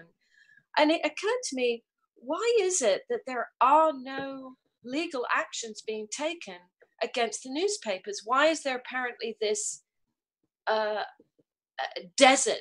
barren desert of no opposition to these false facts? And why is it that the FBI can continue to run with Russiagate and offer absolutely no hard evidence at all? Well, I would love to tackle that because basically, and I'm not a legal mind, so I don't have the specific, laws memorized for this, but I do know, and I remember that I believe it was actually under President Obama that he made it legal for propaganda to be propagated in the press in the United States. Yes, I believe, and in chat, Ray, anybody who knows more about the legality of that than I do, please correct me or add to that in chat. But as far as I understand it, it had been illegal to basically propagandize the American public. And obviously there are going to be different laws in different countries. Like, the UK may have their own, issue, their own legal stance on that. But I know that in the United States, unfortunately, Obama I believe it was that is this right? Did he remove a law or did he change a law?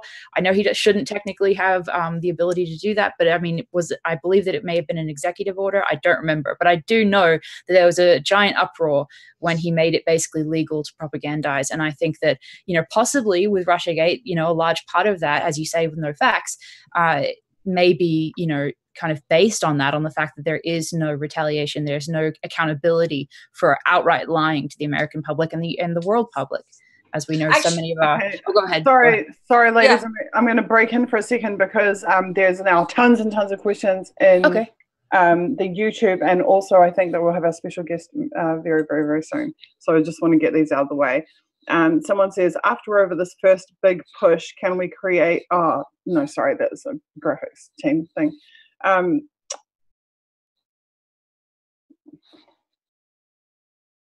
I can't donate any Bitcoin. How can I donate to help the movement? So the web team are going to be setting up donation channels, and then you will be able to donate to the movement through our website.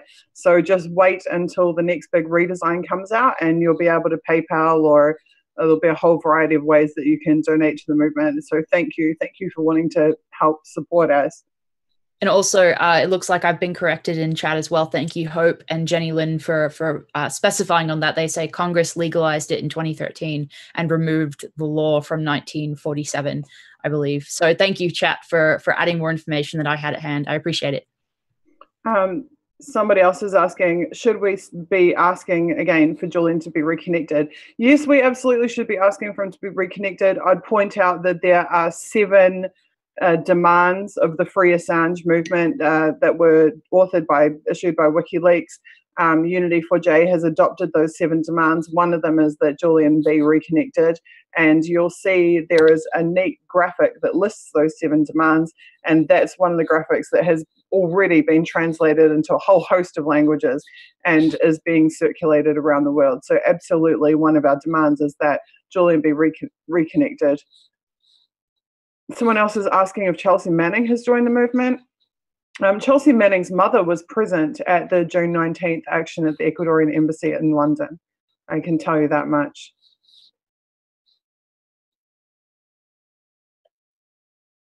I'm just reading through.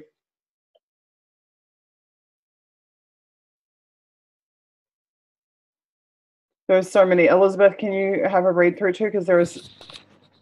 Absolutely, sure. Miles and miles of chat here, but I know that there is tons of questions in here as well. Absolutely, yeah, I know. And as I said, I really do appreciate it when you all can add information as to the question that Vivian posed about the legalization of propaganda. And I think that is what we're seeing. It doesn't have to be just about Russiagate. I mean, in an era where the press is owned by very few people and has, you know, outright open ties to the intelligence agencies, what else can we expect except massive attempts to propagandize us? I don't think that it's basically is logical par for the course at this point. But someone else is asking, when was the last time anybody saw Julian in public? Well, Julian is a target of the CIA. He cannot just go and hang out on the balcony at the Ecuadorian embassy. He has had envelopes of white powder delivered at the embassy. He has had men dressed in black replete with suction cups being caught climbing up the walls of the embassy at nighttime. He has had police officers throwing items at his windows in the middle of the night. He has had pretty much every type of physical disruption and intrusion that you can imagine that could be, thrown at someone in his position. So I would point out that there has been multiple what we call black PR campaigns against Julian and against WikiLeaks. There was one 2 years ago that Julian was dead. And then when Julian did live appearances after that and clearly wasn't dead, people circulated ridiculous rumors that he was some kind of like AI digitally generated figure or it's just completely insane. Like basically no matter what Julian does to provide proof of life, people will say that it's not valid proof of life. And you've got to question their motives. Like why? What? And who benefits from us thinking that? Who benefits from us sitting around and debating whether Julian is alive instead of taking action to free him from the embassy? His legal team and his mother and his friends and his co-workers at WikiLeaks have all confirmed repeatedly that he is in the embassy. He has a lawyer in the embassy with him at all times. So who are you going to listen to? Are you going to listen to some random people on the internet who say that he's an AI figure or was secretly extracted or whatever other nutjob fantasy?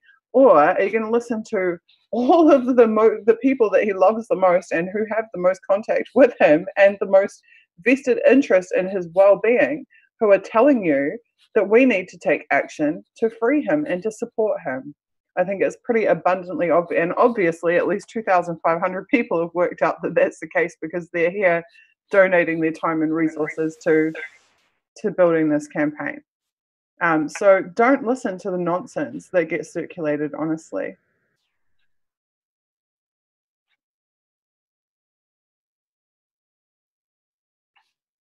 Why? This is a great question. I think maybe Ray should answer this one if he's still with us. Someone says, why is it important for people to appreciate the work of Julian Assange and like-minded people around the earth? Ray, are you available to take that? Sure, yeah. Well, the proof is in the pudding. Number one, even my former colleagues in the intelligence services acknowledge that WikiLeaks is so popular and so valuable to people who are seeking the truth because they don't fool around with the information. It's documentary. Julian doesn't massage it or make it appear anything other than what it is. And so that information has been able to be used in courts of law to defend people. It's regarded almost uniquely as rock solid. Now, what has it allowed? Well, my favorite example is a cable from Moscow. If I've seen one United States Embassy cable from Moscow, I've seen about 8,000. Okay, well, this one was a conversation between Foreign Minister Lavrov and a fellow named Bill Burns, who was our ambassador there. And it was on the 1st of February, 2006, okay? And what happened there was that Lavrov called him in. He said, there are lots of rumors here that you are going to invite Ukraine into NATO. Mr. Burns, do you know what "niet" means? And Burns says, oh, yeah, I know. Well, "niet" means "niet," Mr. Burns, because if you do that, we will have to decide whether we have to intervene in Ukraine because this will pose a danger to our own borders. So "niet" means "niet." Tell your Secretary of State. Now, what did Bill Burns do? Well, we know from the cable. How we did cable? From WikiLeaks. What did Bill Burns say? He reported, to his credit, he reported it exactly right. The top of the cable was "niet" means "niet," okay? 1st of February, 2006. What happens on April 4th, 2006? NATO, in a formal resolution in Bucharest at the summit of NATO, announces Ukraine and Georgia will become members of NATO. Now, hello, don't say we haven't been warned. We have been warned. And that information is only available in documentary form because Julian Assange put it out there, having gotten it from Chelsea Manning. So that's just one small example, actually. There are hundreds of them. And lastly, I'll just say that when Colleen Rowley of the FBI and Bogdan Zakovich from the Federal Aviation Administration, when they were asked, all your colleagues were so frustrated before 9/11 because no one would listen to them in Washington. If Julian Assange were up and running at that time, before 9/11, would you have gone to WikiLeaks to get that information out? And they said, yes, because we saw what was coming, but we had no outlet to get it out so the American people would know. All it would take is $200 to make the cockpit doors secure, for God's sake. That's what the Israelis do. I already did. So all I'm saying here is that there's all manner of examples to prove that the WikiLeaks is unique in its trustworthiness and its effectiveness in putting the right truth out there that very few people know. Fantastic answer to that, and I really like that story about the cable. That's a really good one, and we know that has become such a huge ongoing issue as well. Just incredible. I can't tell if Vivian or Suzie are trying to. Do you need to say anything, Suzie? We have tried very, very, very hard to bring you guys a super special guest tonight, and unfortunately a combination of landline phone networks and I don't know whether it's interference or what, but it's very strange technical occurrences are preventing us from having that guest appear. We will try to make it happen for a future event, but they are sending a message to the audience anyway, which I will relay to you very, very shortly. I had hoped to keep the stream really short, and so we will probably wrap soon, and we will be wrapping the event with the amazing recap of all the materials from the graphics team, the video that I told you about earlier, which has been made, and also we will finish with the number 2 on Tune music platform song, the remix of Kill the Messenger, which has been created by our music team. So bear with me. Elizabeth, do you want to just see if there's any other questions to answer? Because I'm just receiving now the message for our audience from the very special guest. Not a problem. I will absolutely do that. Reading through right now. All right. And it's so fantastic that so many of you have joined us this evening. It's absolutely breathtaking to see how many of you really do care about this issue. And I really love seeing your comments just as much as Suzie does, and see you actually interacting with us as we do the stream. That's always really, you know, just heartening to see everyone kind of pitching in and showing their ideas and asking questions. So if you have questions that you want to ask us before we do kind of wrap up sort of soon, I know that Suzie and I and Ray and Vivian would love to respond to them if we can. So I'm just reading through. Give me one moment. And if Vivian and Ray, if you have anything you'd like to just talk about as I read, please do. Yeah, any conclusions from you, Vivian and Ray? Speak up. Well, I certainly am very, very proud of every person that has made the effort to join Discord and to produce anything that they wish or imagine would be informative and helpful. And I certainly would love to, you know, I was looking actually on WikiLeaks, get a complete breakdown of all the inconsistencies of Julian's situation against what's normally someone's rights. I mean, obviously his medical rights have been completely trodden on. His right to publish, which is completely consistent with both constitutional law and, as far as I understand it, pretty much international law. You're allowed to publish evidence of crimes. He's not publishing the secrets to somebody's new design for a car, which would, you know, be a crime. That would be theft of intellectual property. He's publishing documents that extremely concerned citizens, right? A citizen has a right to do a citizen's arrest. They have a right to put together their own court if the government should fail to put a court together to put someone on trial. Larry Clayman, I sent you a lot of information from him, is himself setting up and has brought a legal case against those that he feels are, you know, committing crimes, including Hillary Clinton, and setting up a proper legal court, because the Constitution allows for that, if the DOJ fails to do that. Well, so as citizens, we have a lot of rights that we're not using and we don't know about.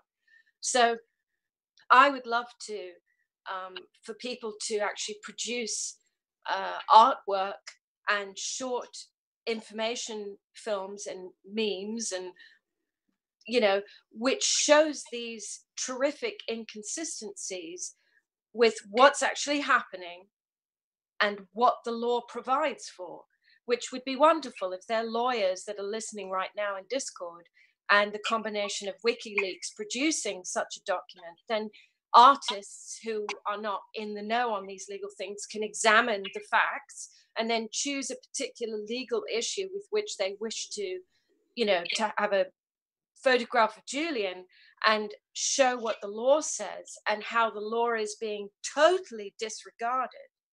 And in fact, in its place, you have gangsterism. Gangsterism is essentially criminal activity. And in my view, if somebody hasn't broken the law, which Julian hasn't, but he's instead exposed crimes within government and within the military, he has a right to publish that. If he didn't physically, commit the crime of entering an office and stealing papers, he has committed no crime. And as they have absolutely no evidence to suggest that, I think that's some of the most important information that needs to get produced as artwork and as videos, because most people have this simple concept. He's in the embassy by his own choice because he's a rapist and, a criminal, which is total nonsense. And then the next thing is that he's done something wrong. He has not done anything wrong.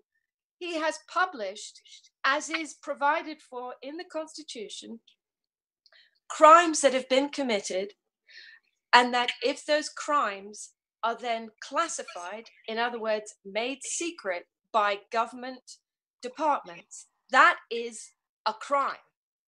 So actually, go ahead, Ray. No, I just wanted to say two things. Is there a medical team?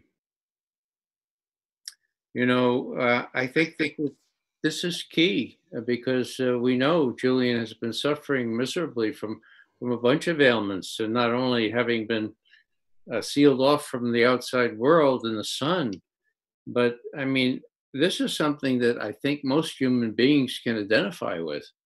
I mean, if he needs medical attention and he cannot get it because he can't get outside the embassy, well, what does that mean? So I would plea for a medical team in this vast array of support mechanisms, because I think that's important. The other thing I'll say is simply that there should be a team for the celebration, for the welcome home celebration when Julian gets out of there. There should be active preparations for the big celebration, wherever it is, whether it's in Australia or whether it's in Dublin or at Liverpool. This should be worked on now, because there is this kind of expectation that this will come out okay. And I would very much suggest that a celebration team, a homecoming celebration, dinner and wine and great frivolity and celebration, because Julian deserves it, and because this would be a mark of our optimism, saying this is going to come out all right, and we're ready as soon as this happens. I think that's beautiful. Someone just asked in the YouTube chat, does Julian know that we are organising for him? And the answer is that yes, he does. He does know that this massive movement of support has formed for him. Also, recently at the June 19 event, the window was opened for him to listen to the musicians who were playing for him and the chants that of the supporters. They were chanting, "We are here for you, Julian. We are here with you, Julian." Someone else is asking how Embassy Cat is. There's a pretty recent photo of Embassy Cat making an appearance in the window at the Ecuadorian embassy that came out a couple of days ago. So Embassy Cat is completely fine. Another question was, they said, here in the US and around the world, there are still people that do not know enough about the work of Julian Assange and WikiLeaks. Can someone make a concise info, animation, or visual to illustrate this fight and the mainstream? I think they said this fight and fight MSM, so also to fight the establishment media line. And I think that goes to exactly what Vivian was just speaking about the way in which, that type of graphic memes and artwork is so important in spreading the information that is just critical to get out to the public. So absolutely, that is going to be something that is done through this platform. And then the last question I saw that was further up in the chat was Brian Crosby asking, what would Julian think of his, quote, army? And so I think I just want to open that to kind of Suzie and Ray, because, I know that you guys, have been in contact with Julian or know Julian. So, what do you guys think about that question? Think about an army. What do you think Julian would think about his army? I guess, you know, what would he think about the Unity4J, you know, the platform itself and the people that have joined it so far? Well, you know, Julian, in my experience, is on the taciturn side for good reason, actually. But I've seen him leap up when I talked to him about what he did for Ed Snowden. Leapt off the couch and he said, yes, yes, we had to do that. Ed Snowden had to be free, okay? So I think that we need to tell Julian not only what you're suggesting, but that we have a reception committee working hard, ordering the wine and the beer, Australian beer if need be, but that we're working hard on that, and that we fully expect this come out all right because of karma, because of the Holy Spirit, because of the good spirits that exist in the world, and we're part of that. I think if that is the absolute best note to sort of wrap this event up with, that's incredibly right and positive, and I think that's exactly what we all need to be sort of have in our minds going forward. So thank you, Ray. That was a really great response to that question. And I'm just going to check chat very quickly to see if there are any more questions. But Suzie, I don't know if you wanted to say any words before we sort of close out this event. I just want to say that I did receive a message through Julian's lawyers at the last vigil event, personally thanking everybody on behalf of Julian, saying that Julian was aware of what we're doing and that he expressed his personal gratitude for everybody who is taking a stand and rising in defense of him and in support of him. Somewhere there's a meme or a graphic that says Julian has lost his voice, but we have become his voice. Mm-hmm. And I think that that's very, very true. And just... Oh, Suzie, it looks like you actually sorry, I just didn't want to cough on the stream. So I just cut my video for a second. So he is aware, and of course it's a comfort to him when they're doing everything that they can to isolate him, to know that he's less isolated than ever before, in the sense that there are people uniting across the globe to fight for his freedom. I can't imagine how much comfort that does bring him to know, because from my perspective, this is a long time coming and well overdue, but it's also just in time. So that's really my final words. And I'd just say a huge thank you to everybody who is participating. You're amazing. You're doing something incredible and you're doing something historic. Anything else, you guys? Go for it. Well, I'm just going to drink my tea and get rid of the frog in my throat. I just want to say that I think it's so brilliant that everybody has made such an effort. It really is the way humanity is going to blossom. The kind of people that have joined this movement, the kind of people that are producing the work, who, if I may swear, give a shit. This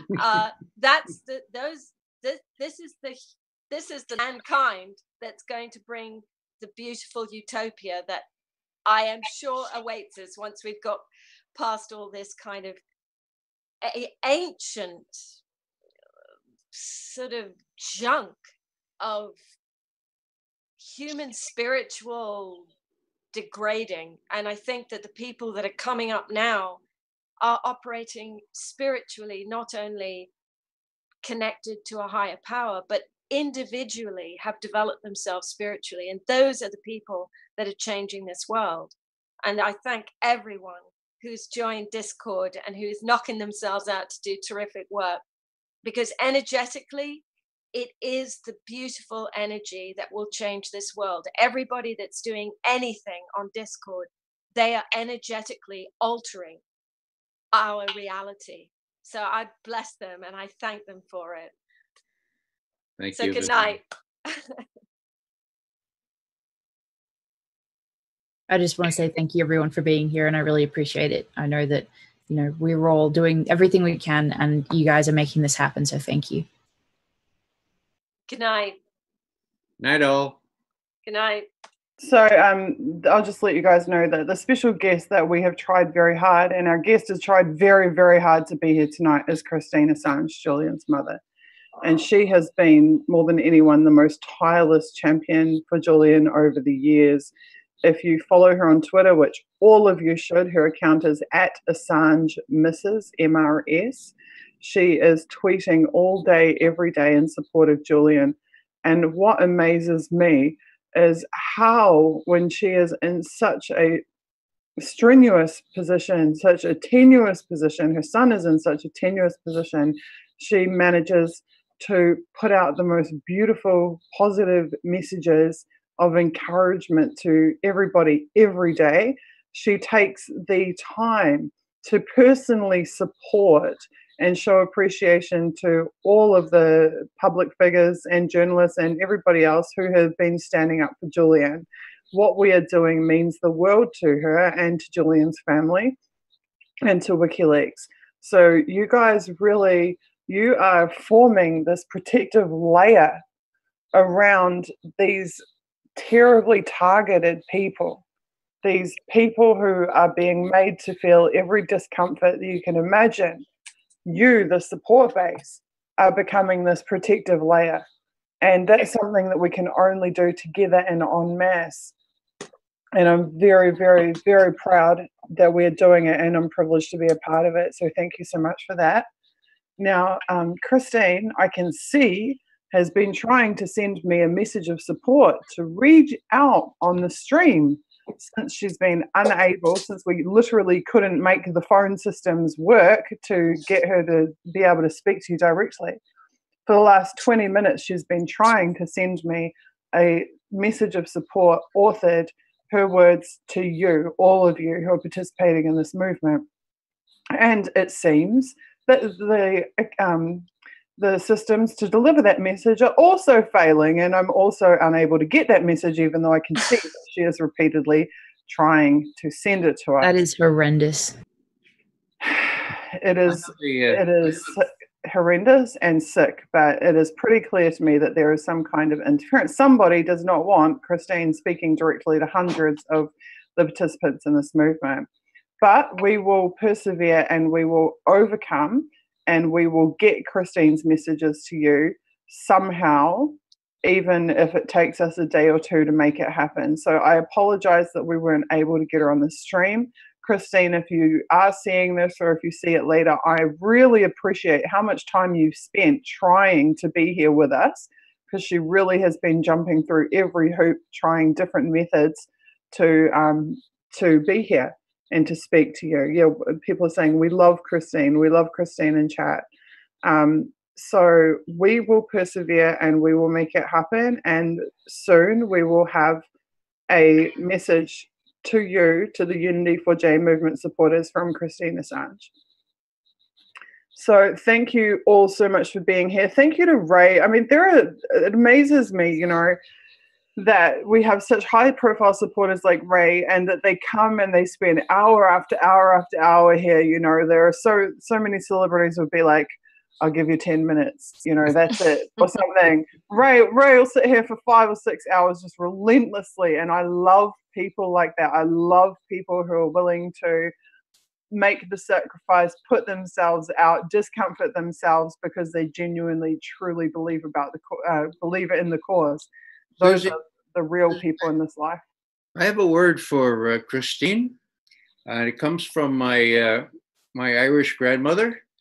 When she would talk about a person with the qualities of Julian Assange, and she would get to know something about one of the parents, my grandma would always say, well, he didn't get it from the moon. In other words, the apple doesn't fall far from the tree. And we're all in Christine's debt, as well as Julian's, because without Christine, I'm sure that Julian wouldn't have turned out to be the person that we admire so much and that we're fighting so hard to protect. I can't second that opinion enough. So absolutely right. I've just passed your words on to her, Ray, and I've also passed on the messages in the chat, because there are dozens of supportive messages for Christine there. And I want her to know that despite the frustrations that we're experiencing with the tech, that people are just flooding the chat with love for her. You guys are just the most amazing, you supporters of Julian. You are so empathetic and you have such an amazing ability to put yourself in other people's shoes and think about how they might feel. And I love people like that, so it's a pleasure to work with you, because that empathy is the thread that binds us. The empathy is the motivation that drives us. So it's a beautiful thing to see.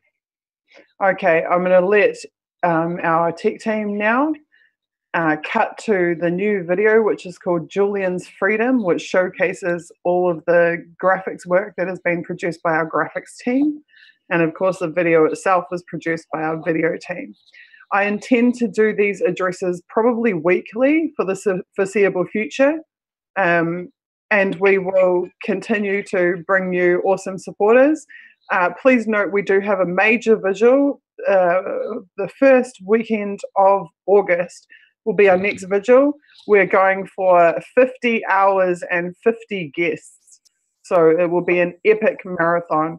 But I will try and do these short 1 to 2 hour updates on the movement once a week going forward. So thank you so much. Someone just said our empathy is what makes us human. They're absolutely correct. If you treasure your empathy, then you are paying respect to your humanity. You are valuing and retaining your humanity.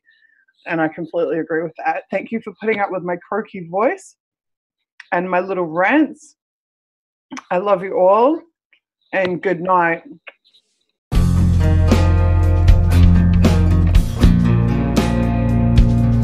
Well, I'm wild, and I'm prodigal, and I'm looking for the way. So if you have intel that's critical, please have your say. If you have experience in some very cosmic ways, well, I would enjoy your company and to discuss this cosmic play, and to discuss this. Think about the countries you turn into living hells. You could get away with it, 'cause very few could tell. But now we've got this internet, everybody knows. Julian's got the emperor. Julian's got the emperor in his brand new clothes. In his brand new clothes. We were given freedom, a freedom they condemn. And a little eye contact with this universe right now might just help us to go within. Just might help us. Just might help us. Think about the countries you turn into living hells. You could get away with it, 'cause nobody could tell. But now we've got this internet, everybody knows. Julian's got the emperor. Julian's got the emperor. Julian's got the emperor in his brand new clothes. In his brand new clothes. In his brand new clothes. There is unity in the oppression. There must be absolute unity and determination in the response.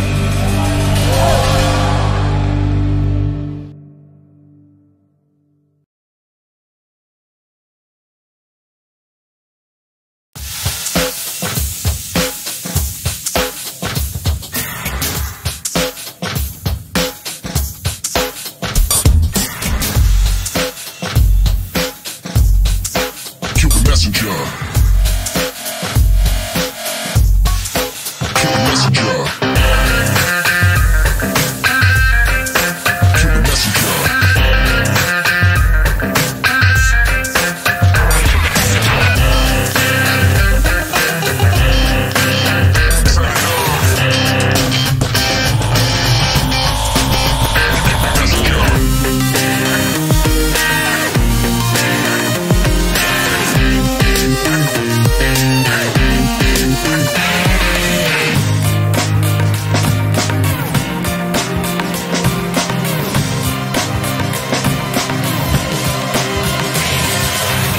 in my dreams, I walk free in the city streets. 2,500 days plus 50 weeks, doing hard time for these WikiLeaks, trying to bring the truth out. Man, it only gets you weak, and then they gag you. You don't get to speak, and when you get the leak, they try to hit the leak. The masters of the masses, they want this shit to street. That's why my middle finger's up to these sick elites. Playing on the regular, you keep the messenger. Free speech is the freedom of press. Take your deepest, darkest secrets, never leave them unsaid. If I'm a thief, then I'm a thief for the people you dread. The people want the red, while the blue you keep them in bed. Seeking the sheep, keep them asleep, deceiving the weak. Keep seeking the leech till you cease, and I see your defeat. Until I'm deceased underneath a freezer red sheet. Become a dead man, then I hit the switch and release. Women stacks, women stacks, is your creditor. You keep the messenger.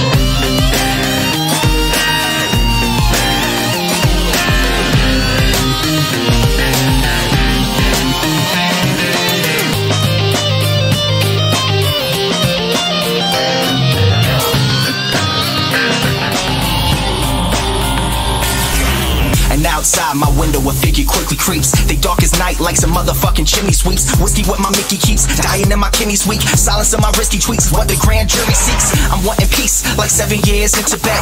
Now rest in peace, like 7 years under threat. Cause I've released 7 vaults, they upset. They ended the rape sentence, but the US still insists to rest. I guess it's a sin to take the truth and disseminate. MLK to Gandhi, take him and eliminate. And I don't say I'm great, just wanna say what's fake. But if they kill me, 1 million others will take my place. The CIA's post like a knife the sharpest. All hypocrisy, lies, and heartless. They want to stop me, my life, make my heart quit. Cause democracy dies in the darkness. Cause democracy dies in the darkness. You kill the messenger. You kill the messenger. Democracy dies in the darkness.